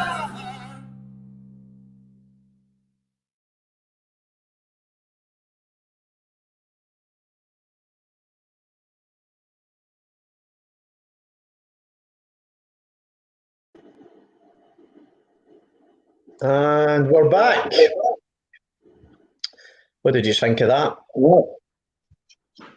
Seems pretty decent, David. Yeah, he's got a good voice and all that. Do you know John Rush by any chance? Heard of him? I don't know him. No. I'd heard of him before, probably because you were managing him, but yeah, I didn't know his stuff. He's from Paisley. He lives in the south side of Glasgow now, but they filmed that video.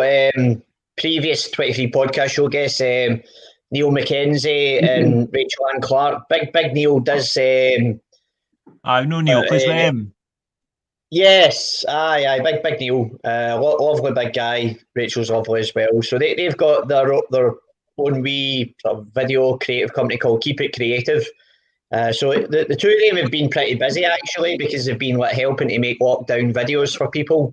They did the one for Phil Campbell and the Bison family. Correct. Yeah, that was cool.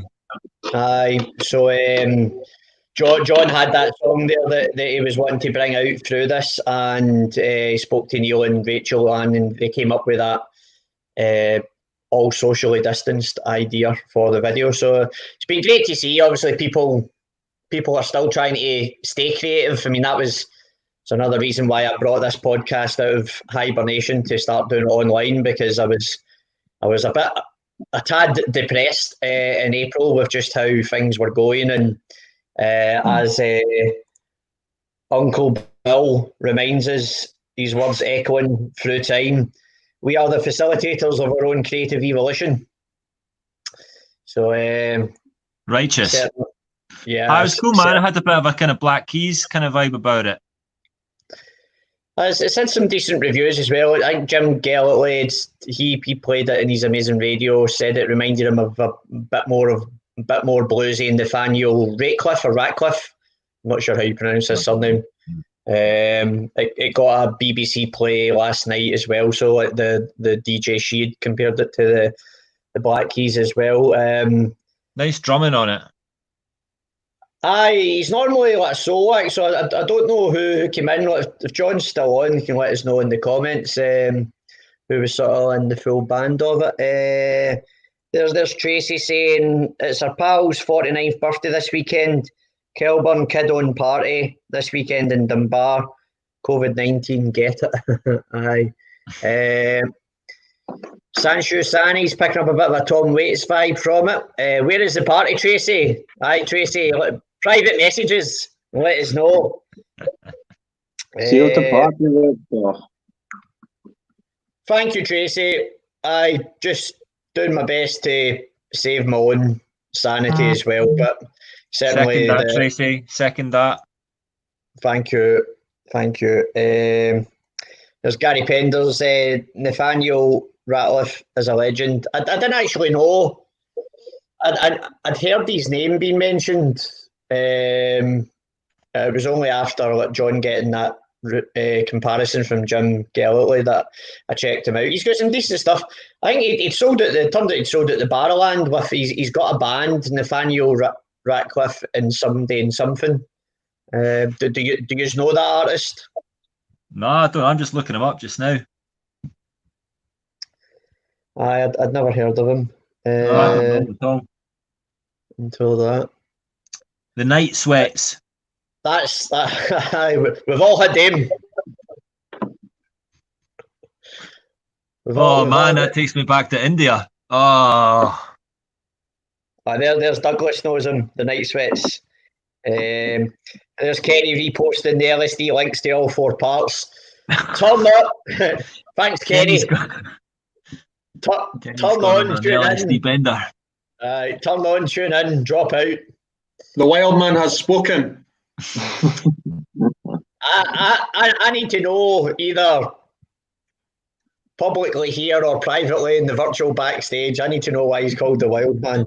Well, I'll tell you a story. I'll tell you a story about the Wild Man. It's not that wild, but it's mildly interesting.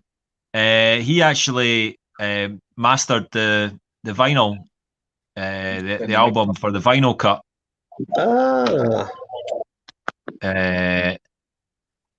It had to get remastered. It wasn't right for the vinyl, and Kenny remastered it, and that's why it sounds so good now. MGC squared. MGC squared. Look out for MGC cubed coming next year. Yeah, I'm very much looking forward to that. I'll give that a share in just your Bandcamp again. If you want to get the vinyl or the CD for MGC2, you can buy it direct and support the band from their Bandcamp, which are just in there. Douglas is saying there he's seen the Night Sweats twice in Glasgow. Sancho Sani and the house with my generic shopping bag. Look forward to. So, in terms of what you guys had to cancel, you had quite a lot lined up. Was that right? We would have been away like every weekend, and sometimes a wee bit through the week and that as well, from when lockdown started up until now. So we've missed out on a whole load of experience, a whole load of other people's experience, a whole load of money, and it makes it like we just launched our album, and that was the end of the party. So MGC2, I don't fear, because I'm not into fear and worry, but it feels like we put so much work into that album, and I wonder if it'll get heard as often as I believe it should. Why should it get heard? Because I think a lot of people, if they did hear it, would like what they're doing, and I think if I wasn't myself, I would like what we were doing, that kind of thing.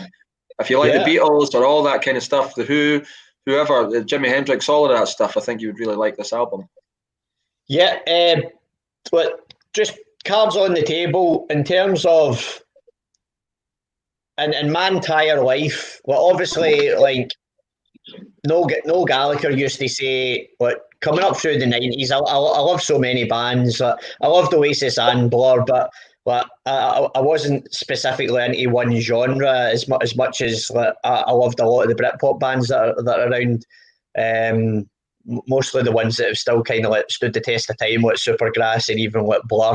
But I mean, I was into so many different types of music, but of all the bands, so like from that era, like Oasis obviously thought they were the new Beatles, and Noel had obviously claimed with no shame that he was a musical magpie in terms of who he was copying from in terms of style and stuff like that. But that said, like, when you have bands that, well, he called one of the albums "Standing on the Shoulders of Giants" as a homage to all the musical giants that came before him. But I've never known a band like you guys, particularly with the new songs that I then started to hear and repeatedly listen to and love on MGC2. But I put a review out after that King Tut's gig, and I've never known a band like yous in my lifetime that are such a perfect distillation of all the music that was great about the 60s. So like Cream, the Beatles, the Who, but not in a like a copycat pastiche way. I'm trying to choose my words carefully here because it's not like you aren't like it's not there's it's progressive what yous have done, taken to my ears, taking those influences and creating something that is so distinctly Miracle Glass Company, which you've made it uniquely your own sound, but yet I listen to it and those are all my musical touch points of reference, and I can't like the alchemy that you have created as a musical trio.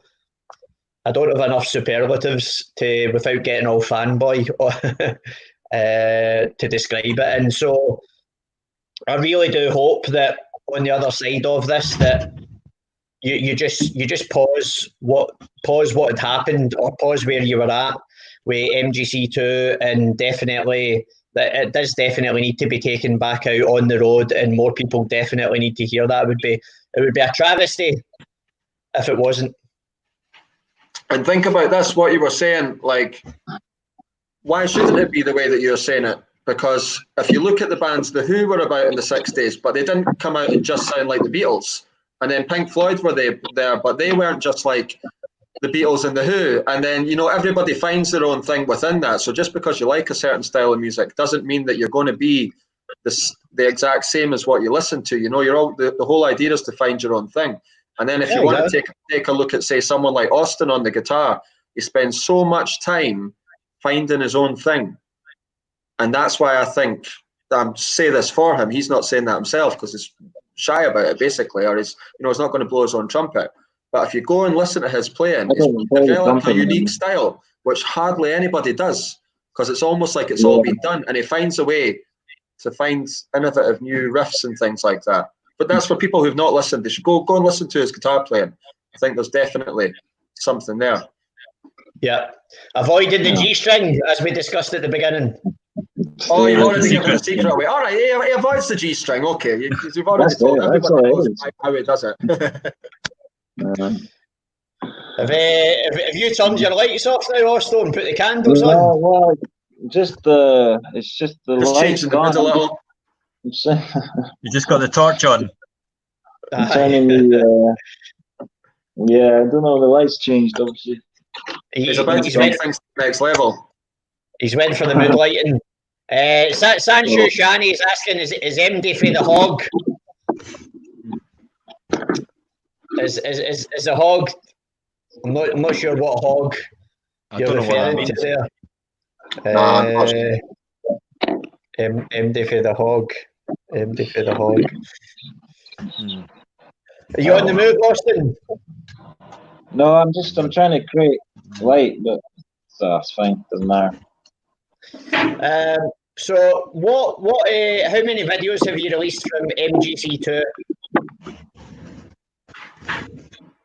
3? Is it 3, is it? It's Mary, BB22 and Professional Noise. So the BB2, that was the one in New York, wasn't it? The New York one, yeah. Shall we have a watch of that? Austen, BB22, you don't have to put down that red light. Yeah. Just go ahead and do it, man. Don't wait for us. We've gone off piste, as they call it. Just go and do your thing, man. Right, okay, so thank you everybody for tuning in to the 23 podcast show this evening. This is episode 26. We are joined by Big Andy, also, and Willie Doug from Miracle Glass Company.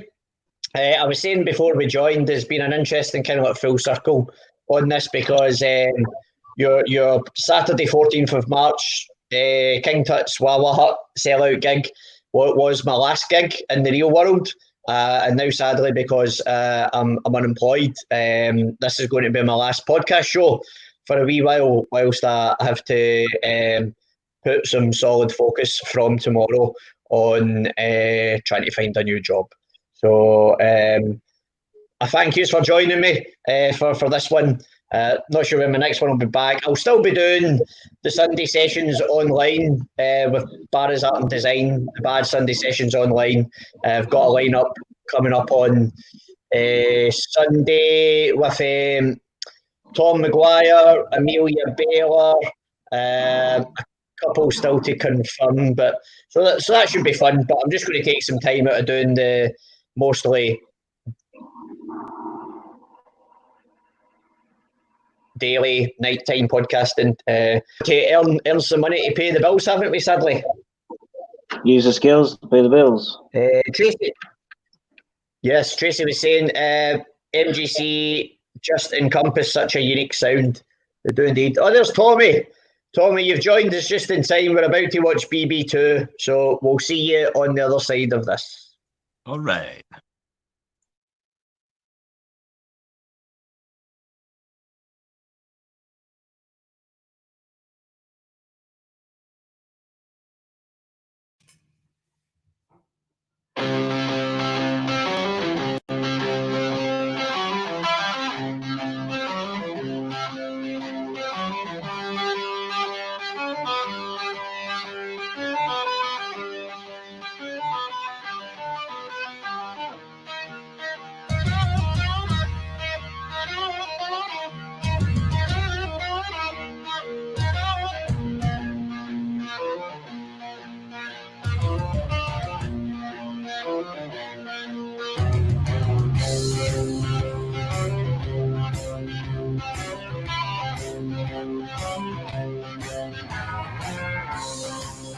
You're giving me strange excitations.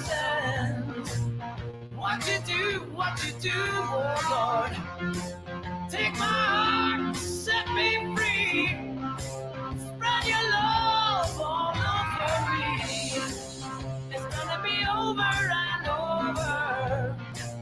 What it is, I don't know. Bright lights, big city. Boy, you're looking so damn pretty. I'm a new sensation. I tell you what I'm gonna do. It's a heavyweight vibration. I'm gonna lay it down on you. I tell you it's love that I'm feeling. Don't you know, oh Lord. So long, all you hangers on. Make way for the new age, come on. Driven mad by the big beat. The city lights and the neon streets. Take my hand and follow me. We'll be making love for eternity. I'm a new sensation. I tell you what I'm gonna do. It's a heavyweight vibration. I'm gonna lay it down low.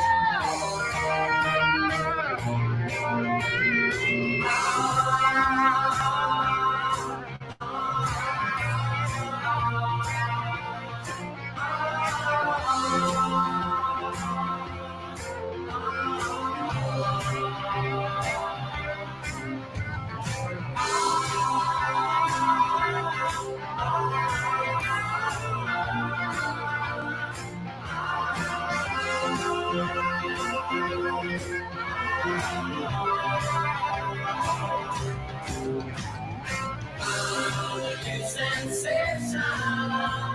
I tell you what I'm gonna do. It's a heavyweight vibration. I'm gonna lay it down on you. On the new sensation. What I'm gonna do. It's a heavyweight vibration. I'm gonna lay it down, gonna lay it down, gonna lay it down on you.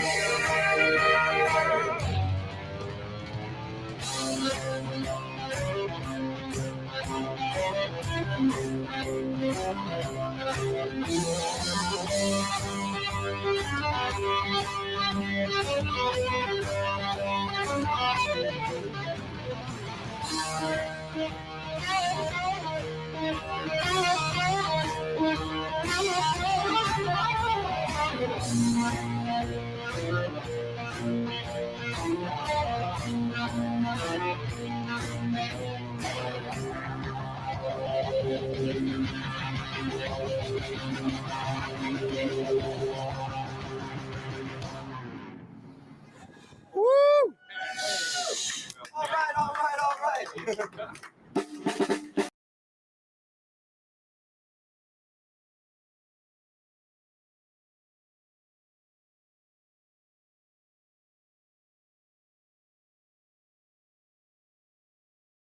right.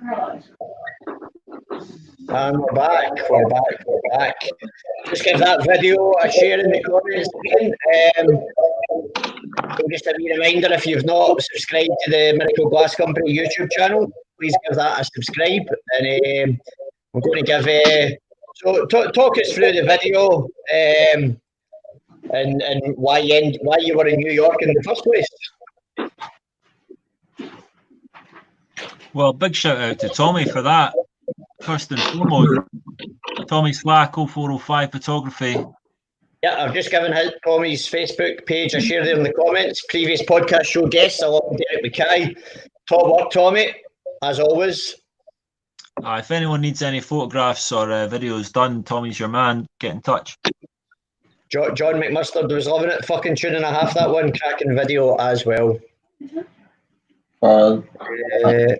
There was more, and there's more. John Kelly, cheers. Angela Doherty, banging tune. Angela needs to get this album. Yes, please do, Angela. Just for you, Angela, I will share the Bandcamp again there, so you can get the album direct from there. You will not regret it. You're welcome, Tommy. Patsy, loving the sound of Miracle Glass Company. We'll be checking you guys out as soon as. David, I wish you all the luck in finding a job, but I'm going to miss these podcasts you do. They've been enlightening and a breath of fresh air. Okay, no, it's such priorities, Patsy. That's what it is. They do take a good bit of time. I think that's been one of the good things. Funnily enough, through the lockdown, like this kind of thing that you're doing here, David, and we're talking about Ruby Tuesdays. There's a Facebook page, Ruby Tuesdays live sessions, and you can go and watch great original songwriters there every Tuesday night. I'll give that a share as well. There's been loads of great stuff actually online. I know it's not like being at a gig. It's not quite the same, but just stuff like this, chatting to people, seeing what they're up to, connecting. It's actually been quite nice. Yeah, I mean, for me as well, Nigel, how you doing, Nigel? Over in LA, awesome guys. He was saying there. Angela was just thanking us for sharing your Bandcamp link. I preferred this first one. Awesome guts. Awesome guts. That's a really good compliment. Yes. Awesome guts. Yes. Yeah.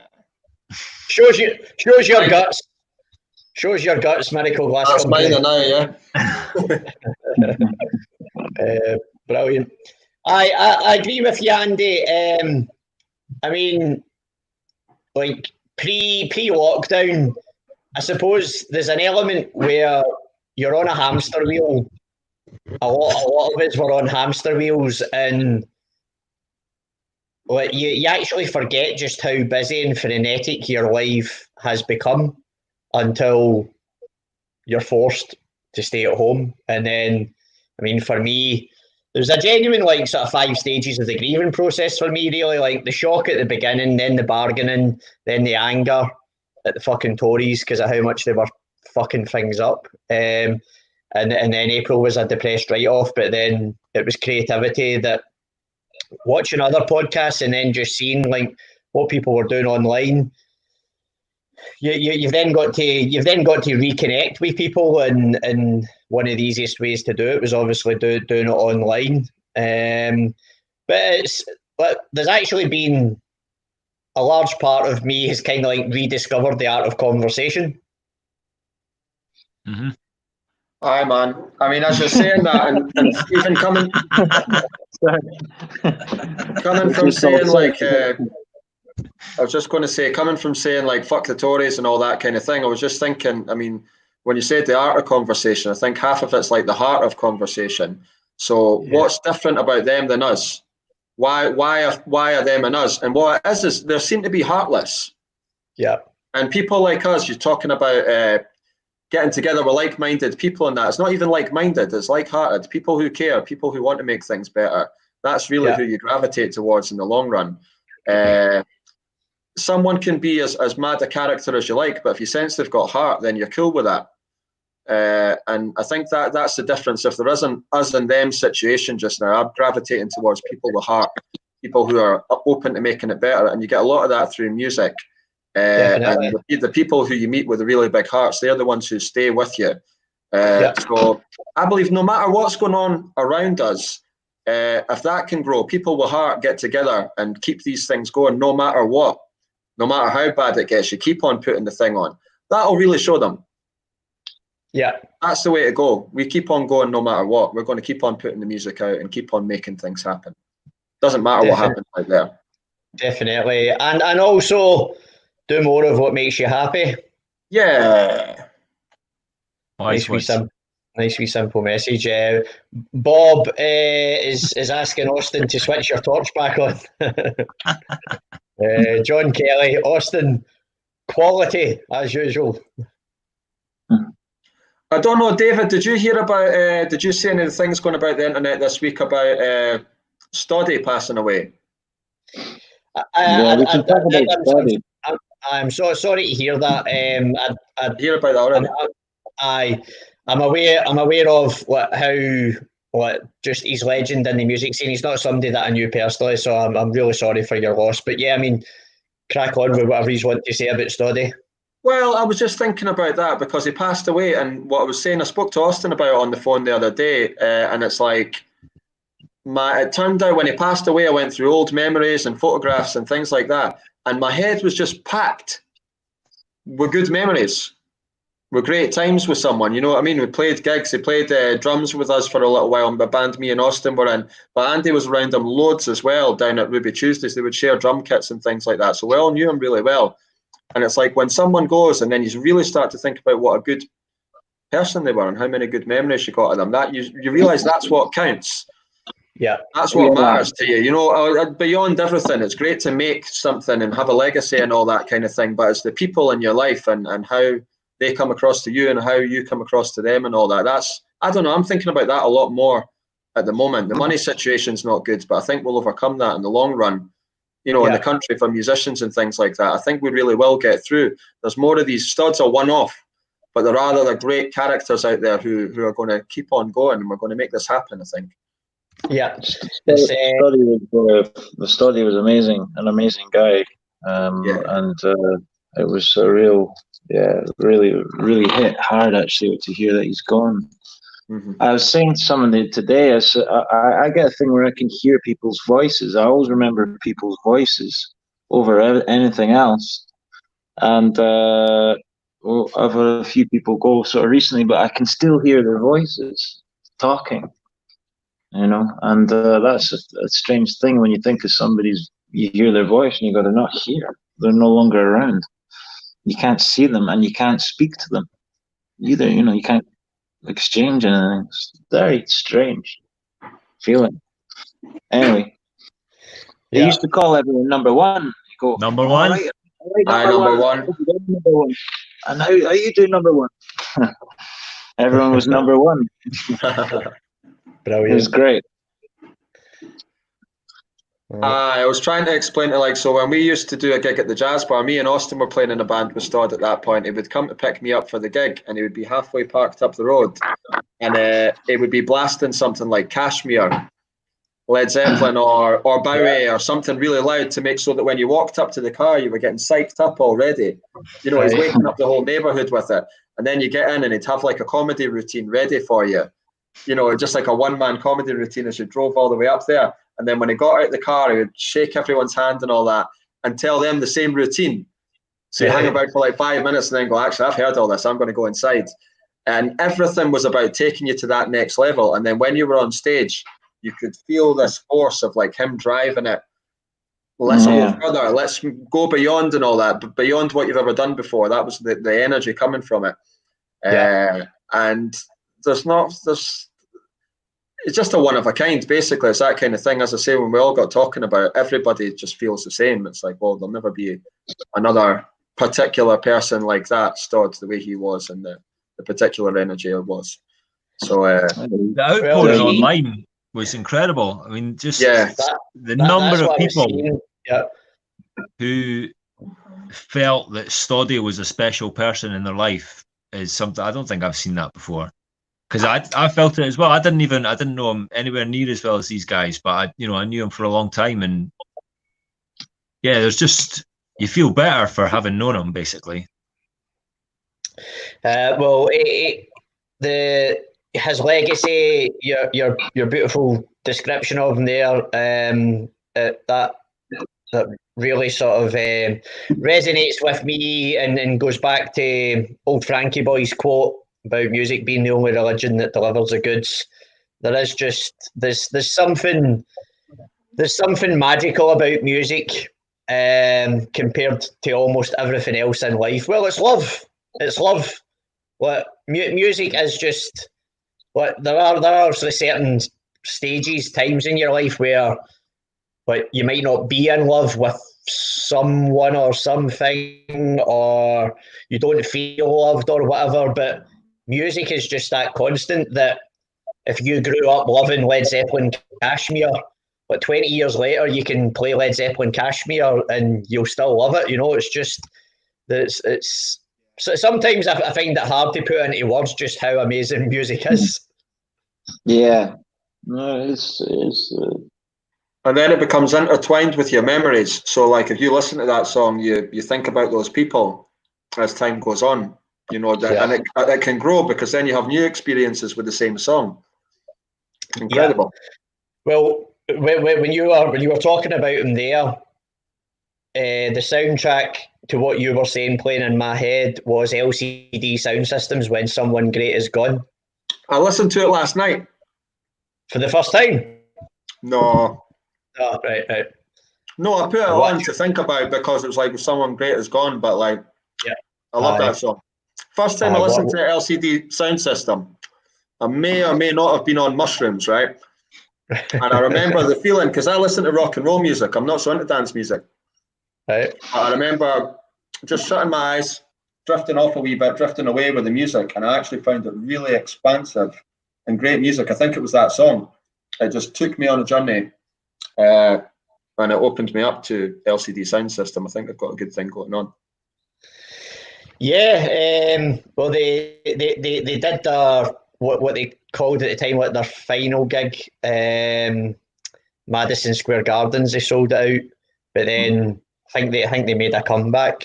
I'm not sure where they're at in terms of like new music or anything like that. But I love the. In fact, a funny story. LCD Sound System. In fact, my story about that is actually in.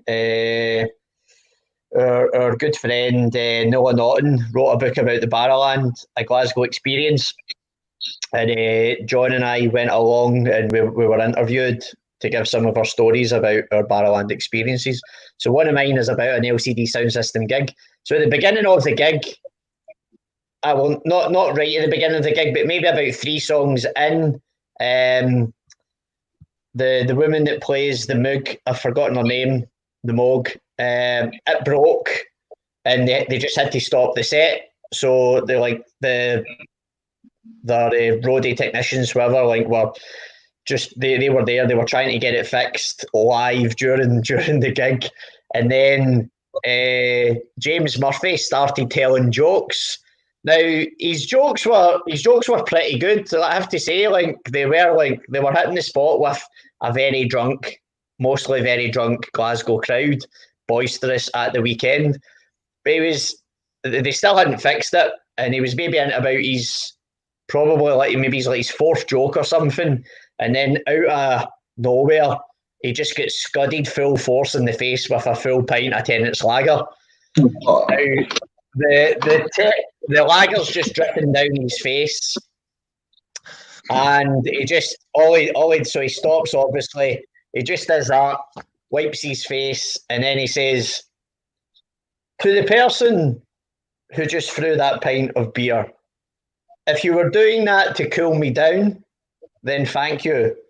But if you were doing that in any way to challenge me to a fight, then I will come down there and rip your fucking head off. I thought that was one of the greatest comebacks. That was also the same gig where I seen Alex Kapranos was the drunkest man in the Barrowland that night. He was literally like, he was trying to hold himself up against one of the pillars, but he was just that pissed. He kept on sliding down it again and then shifting to get back up, and then just kept sliding down. But that's my LCD. What's been your favourite? Take him out. Aye, probably. What's been your favourite ever gig you've seen in the Barrowland Ballroom? Mine is Motorhead. Ooh. In the 90s by any chance? Nah, not his. Right. I was at one in the 90s. What are you saying, Andy? Well, I've not been to that many gigs at the Barrowlands. I think my favourite is probably actually Kula Shaker. When I was like a teen, maybe even still at school or just left school. I went and saw it. Bloody good, like. And I actually saw them recently. Was it just last year? I think they did the ABC. Yeah, I was there as well. Aye, and it was banging as well. In fact, I was surprised. I was expecting it to be a bit sort of like, you know, they're a bit too old to do it, but old Crispin was on good form. Aye, great band. And what about yourself, Otto? I've played at it, but I've never seen anyone play at it. Oh, who did you play with and when? Well, I was with my band at the time. I mean, this was about, well, it must have been about 13 years ago or something like that, or maybe less. But yeah, I can't remember who it was with. But I've never seen anyone there. I've never seen an act there, so I can't say. Well, I've not seen many gigs. I've seen a few festivals, but I haven't really seen that many gigs, really. My favourite place to see a gig is the Playhouse in Edinburgh. Right, I loved going to see Motorhead at the Barrowlands and all that as well. I just mean in my own life. The first gig I went to see was Brian May from Queen at the Playhouse. And then since then, my favourite gig altogether was Neil Young at the Playhouse. The best time I ever saw Bob Dylan was at the Playhouse. And the first time I saw, and the only time I saw Willie Nelson was also at the Playhouse. I just think that's a nice environment to experience music. Did you not see Neil Young with Stoddy as well? You went and studied to Neil Young, didn't you? Yeah, Stod took me to Willie Nelson and all that kind of thing. That's when you think about these influences and things. He took interest in a few things. But no, I think the first time I went to see Neil Young at the Playhouse, I met our friend Niz, who knew some of the people backstage and all that, said the guys backstage are saying they've never seen so much smoke coming out of a dressing room since Willie Nelson played here. Or Neil Young. Well, here's a wee bit of old Barrowland history for you. So there's the Rolling Stones played. You're going to love this. You might need to look close to the screen of your device because you'll laugh when you see this. So the famous story about when the Stones played in 1964. Was it 64? Anyway, it was the anniversary back in January. And when they were driving down the Gallagate, apparently Mick Jagger thought the venue was on fire, but it was just the steam that was coming out the windows. So anyway, here is the original flyer for the gig. Now, you spotted it. All right. Yes, the Rolling Stones, brackets beneath it, second only to the Beatles. Imagine how raging they would have been seeing that's what the promoter was selling them as. Second only to the Beatles. I don't know, it's pretty high praise, to be fair. Well, I'd be happy with that. Was it 64? The 10th of January. 1964. There you go. John was at Cooler Shaker as well. They did 2 nights in a row at the Barras that tour. Some great gigs. We were actually talking about the Playhouse earlier on, Willie, when you were trying to invoke the power of Yoko to join us, which she successfully achieved. Thank you, Yoko. Do you know what the capacity of the Playhouse is? I think it's about what he said. So just Right. over 2,000 or something. Okay. I don't know for sure, but just something like that, yeah. Right. We played the Usher Hall last year, which is even bigger than the Playhouse. I just like the Playhouse, but the Usher Hall's pretty cool too, as far as Edinburgh goes. Oh, I saw a great gig in the Usher Hall not that long ago. Jack White played the Usher Hall. Decent. And they had all the seats out, so it was all standing. And it was the last night of his tour, and his encore was longer than his set. Basically, he got told, like, I don't know, you can do 3 tunes for your encore or something, and he literally played about 15 songs and just kept going. He's told, like, it's too late, the venue's shutting, just kept playing. It's good. Aye. Legend. Aye. Really There good. you go. I saw the White Stripes at the Carlin Academy in Glasgow, and I can just remember Meg White's breasts, you know, the outline of her drumming, you know, on the wall, just she was made big against the wall. You could see them bouncing as she was drumming and all that. I was mesmerised. I thought that it was really fantastic, and the music was great too. See Andy frowning. What? Nobody else looks at Meg White's breasts when she drums. I put it the nicest way. I called them breasts too. I'm doing my best here. Doing my best to keep abreast of the time. I think that was a great day. We had for the World Fair Trade gathering. Shout out to Tanya and Olia and all the amazing team there that helped make that happen. I believe Bomb Scare were due to play it this year before it was cancelled, sadly. But I think probably my favourite ever gig in the Usher Hall, and I've always been just as happy because I don't drink, because I haven't drank alcohol for over 11 years. I'm always. David, I wanted to ask, what's it like? Not totally stopping drinking. Is it, I know it's a difficult question, but is it something? Does it change your life? Is it totally different? Yeah. It was. It's undeniably the greatest decision I ever made. I was just from the age of 13 to 30, a weekend binge drinker, and I would also indulge in some party drugs as well, as a lot of people do when they're growing up, experimenting with these things.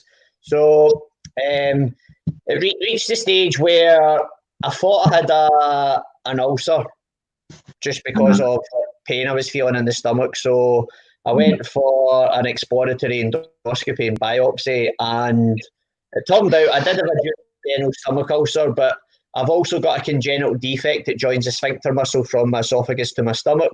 So I had this with a hiatal hernia. So I had this condition called gastroesophageal reflux disease, which had been giving me the really bad acid indigestion. But over time, when that continues and is left unchecked, it creates a condition in your esophagus called Barrett's esophagus, because your esophageal cells haven't evolved to deal with stomach acid, and then it actually starts a cancerous process. So when it was discovered with me, it was at the early stages, like the precancerous cell, they call it. So, I mean, I was 30 years old, sitting across from a consultant gastroenterologist who was basically telling me I'd brought on the early stages of cancer because of my condition, but because of my lifestyle choices. So it was quite clear at that point, with the sort of metaphorical wet fish to the face. The thing was, like, I didn't enjoy drinking alcohol because it hurt me, and that was the reason why. But I just continued to do it because you think everybody surrounded by it. Everybody has to have a bevy when they go out. So So when I decided just to stop, I realised that obviously we were discussing about this earlier on. Like I had to just reframe my attitude and my action, and that's why I just started getting into exercising a lot. I got into yoga, and then along came the meditation. And I probably say that if it wasn't for yoga, meditation, and mindfulness, I don't know if I would have had the willpower to stay sober for 11 years, 2 months, and 25 days. Because like just really getting into the meditation and going to the Glasgow Buddhist Centre and doing it. I'd also read a great book by Viktor F. Frankl called Man's Search for Meaning. And there's quite a famous quote from him from that book where he says, between stimulus and response, there is a space, and there in that space lies your peace and your freedom. And what meditation does is it just literally slows down your thoughts, and it slows down your instinctive responses to things. So if I would go out but I was also quite conscious that I wasn't just suddenly going to disappear from the social scene. Like I made sure that I took the car out so that I wouldn't drink and drive, because I had a field sales job and my job would have been dependent on having my license. So I made sure I would just go out, and then I would start, and it was always vodka and Coke that I mostly drank. So I would just drink a glass of Coke, but I just made sure that I was still putting myself out into the environment where I was being social, and then having to accept the fact that, okay, well, you're no longer going to be drunk in these situations. But I then rediscovered just how annoying some people could be when they're drunk. And I was one of those people. But also, the yoga, the meditation, and the mindfulness completely changed me, and that it made me a more tolerant person, and that it also made me less reactive to just things in general. So like meditation teaches you or trains you to think of a thought as a passing cloud, and you don't need to, if that passing cloud is telling your monkey brain to do something, it's just a thought though, so you don't need to act impulsively on that thought. So if my monkey brain was still telling me, well, you should be drinking alcohol now, then it was just down to my neocortex or whatever part of the brain to then dismiss the monkey brain and then say, no, well, actually, no, you don't, because you're now sober, and you've made that choice and you're sticking to it. So, but it was also, there was just a weird imbalance to things, in that whilst I used to drink and bevy, I was trying to live more of a weekend rock and roll lifestyle than when I actually quit. And then it was when I quit that I ended up getting into a band and actually being involved in music the way I have. So that was probably the greatest gift that came out of it, in my opinion. Yeah, to actually start doing stuff. Lucky for us. Aye, totally, man. I do, say before we do gigs and things, I'll go and meditate in the van before we go out to play. I do TM, transcendental meditation. So I do that twice a day anyway, but say if we're doing gigs, I always make a point of doing it before we go out on stage, so that I'm putting out, the right vibe and all that kind of thing. And usually, say, Austen will come and have a nap in the van as well. Sometimes Andy jumps in and everybody shuts their eyes, But it's good to get yourself in the zone. Anyway, for life. I did it earlier today because I was really busy tonight. That's why I was almost a bit late for this gig. I was playing an online gig just before this, and I've just had a really busy day. I was working hard on songs earlier on, so I made sure to meditate for 20 minutes before doing all of that kind of stuff, because otherwise it'd probably be too much. It would seem stressful. So I think it's definitely, anybody should do that, especially musicians now when it's going to be so stressful a time. Perhaps everybody should be getting into that, taking time to meditate, maybe a couple of times a day, get your head out of the stress and things, and then get back into it a little stronger afterwards. I imagine they taught meditation, mindfulness, and yoga all throughout school. Imagine they started it in primary school and taught it in high schools. Yeah. Oh, they'd do much better.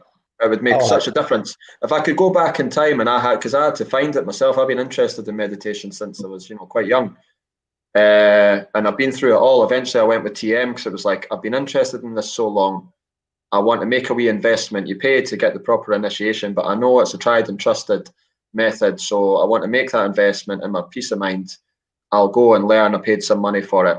But when I think about it, what I paid, and maybe I could have bought, a telly with it or something. But with this, it like cleans the screen of your mind. You see everything crystal clear.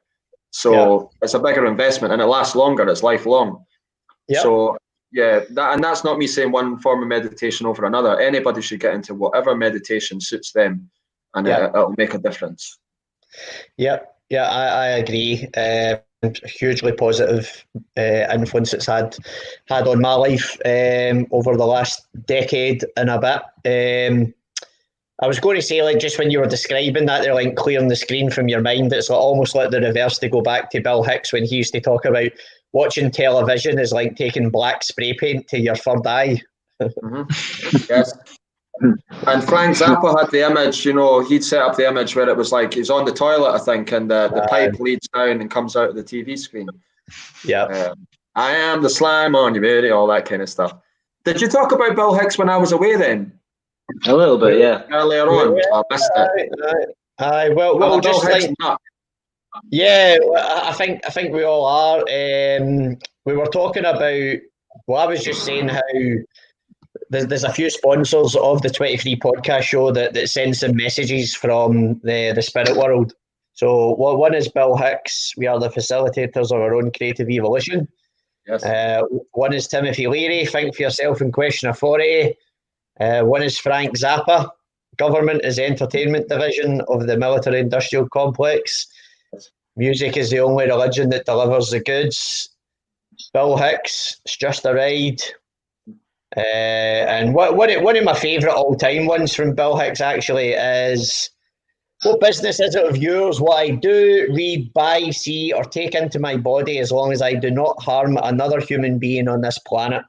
And for those who are having a little moral dilemma in your head about how to answer that question, I'll answer it for you. None of your fucking business. Yeah. I think that whole, when I was just becoming a musician, early 20s, and we've all bonded over this a wee bit. I know I spoke with Austen before about Bill Hicks too. But what it did for me was like, it helped me a lot. And that viewing everything as a ride is such a good way for a musician to approach what they're doing, especially because you're in the van and you're moving and things anyway. But looking at it all as a journey can just make it all, there's low points, high points, difficult points. That remembering it's only a ride thing is so helpful. If you're going to walk that path, having that kind of knowledge, I think, can make it much better. Yeah, because like we all know the 1 hour performance that people see on stage is like 1/5. Oh, sorry, not 1/5, but like 5% probably of all the energy inputted into getting there to just do that 1 hour performance. Like everything that goes on behind the scenes, the booking, the organising, the promoting, the rehearsing, the equipment and getting there, and just everything. But it's worth it. But the ride is worth it. Aye, man. I don't know if we are I don't think we are unique. All other bands watching this might agree, but it's like we carry our own shit and all that up the stairs, and it's heavy. Mine's are like bass cabinets with big amps, and the bigger the better. Because we like to, I don't need the bass stack that I've got. It's just to like, let's drop this on the stage and go for it. Yeah. We like moving stuff. We like moving stuff. It keeps us fit. You know what I mean? We're getting old, otherwise you wouldn't be in good nick. The music's a byproduct of that. We're not really interested in it at all. We just want to like carrying stuff. Move it around. Yeah. It's the stairs. All right, we'll take it anyway. It's fine. Where's the challenge? Is it a spiral staircase with no banisters? That kind of thing. We just pride ourselves on being amazing at getting our gear in and out fast. We get shit done. We are the best at it. We're the best. Okay. The music's, it's all right, but like, It's all No one about the moves to shifting, it like man. us. It's all about the shifting. And to be honest, if this music thing doesn't work out and people want some gear fucking shifted, we can do it. Well, maybe taking, excuse me, maybe taking Bill's advice about being the facilitators of your own creative evolution. Why don't you start up the Miracle Glass Company, Removals Company? Amazing. Miracle Removals Company. Yeah. MRC, MRC, MRC.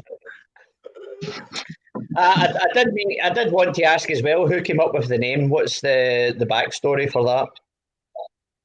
It came from, I found it in a book, you know, Playhouse Capacity 3059, Bob Wallace. On the nose there. Imagine what it was like in the 80s when you had to bring in your own PA.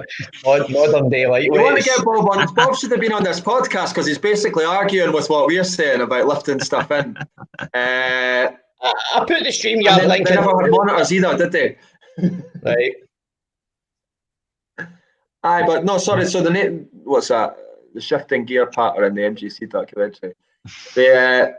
The name Miracle Glass Company, and it took us ages to find the names. It feels like almost every name's gone. You know, if you want to call your band The Tables, and then you look it up, there was a band called The Tables from Canada in '79 and all that shit. So, I mean, there just wasn't any names left. So I was going through a book of poetry, and then I kind of was one of these kind of finger things, and then found this one, Miracle Glass Company, and I really liked it. Charles Simic, I think it's called, but it's about some guys carrying a mirror across the road and how it's reflecting carrying shit as well, and they will never be the same again. Right, carrying stuff like us, and that's what we're doing. Yeah, it's all your fault, William. Boy, it's our destiny to carry stuff.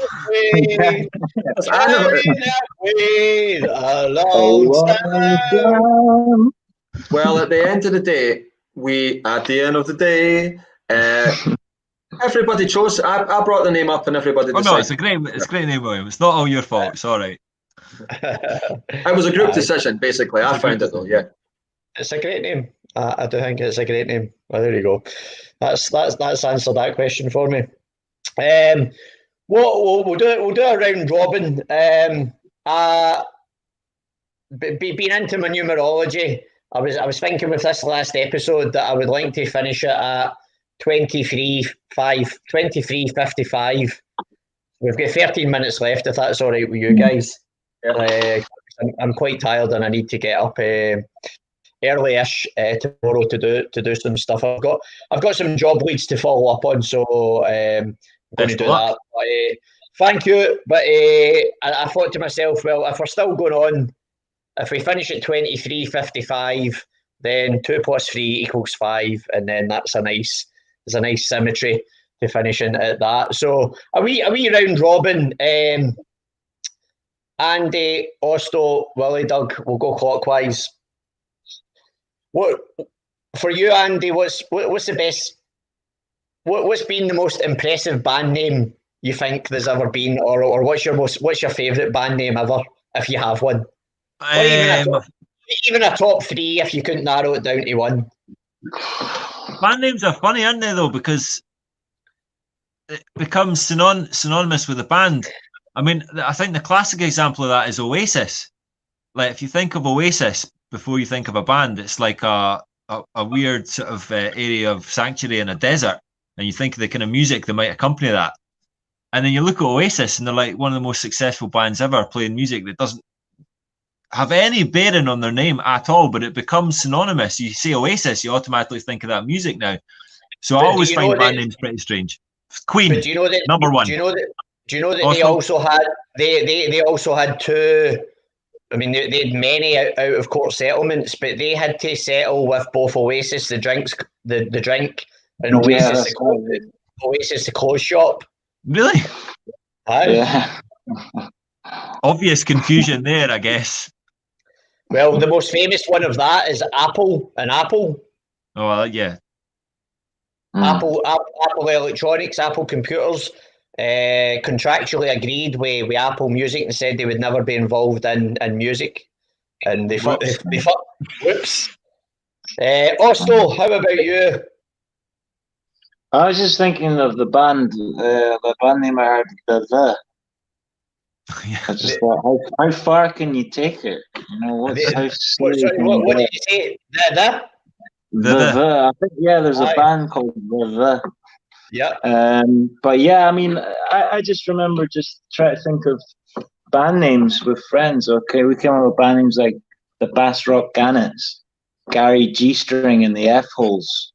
We come up with all kinds of like just what would your band name be if you were in this band and you were a bunch of guys? But I don't know. Yeah, band names are strange, aren't they? Let us know in the comments.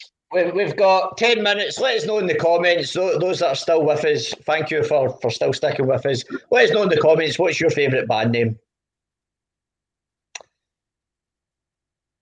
Willie, Doug, what's your favourite band name? Well, my favorite. Well, the funny thing is, two of my favourite bands both had the same name, and they changed it because of each other, and that's the Warlocks. Does anyone know who was the Warlocks? The Warlocks, that's right. I know lots of Warlocks. I don't think so. The Zombies? No, Zombies. the Velvet Underground. Oh. And the Grateful Dead. Really?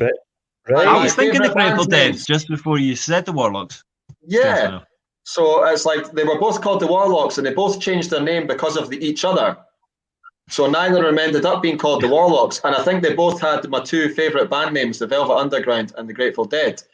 Right. But I also like the Warlocks, but it's just a weird story. We should have called ourselves the Warlocks. It wasn't taken. They never used it. Let's do it. Let's do it now.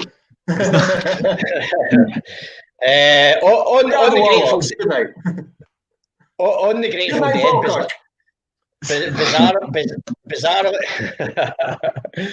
bizarrely, I ended up seeing some of the surviving members of the Grateful Dead play the Jungle Jam Festival in Costa Rica in 2012 or 2013. That's just a random Grateful Dead fact. John Kelly was saying, Super Troopers large follow spots has to be deflight cased and carried by hand by 6 to 8 people up to the gods via the front door at the playhouse. Oof. There you go. Right, so we're on to band names. Cream for Bob, Nigel, Tunnel Mental, Angela, the, Frankie, Bug Just Crawled in Your Hair. If that is that a band? Patsy, Teardrops Explode, great band name. Angela Dory, Frobin Gristle, John, the Victorian Trout Conspiracy. Yeah, that was a good one. Truta.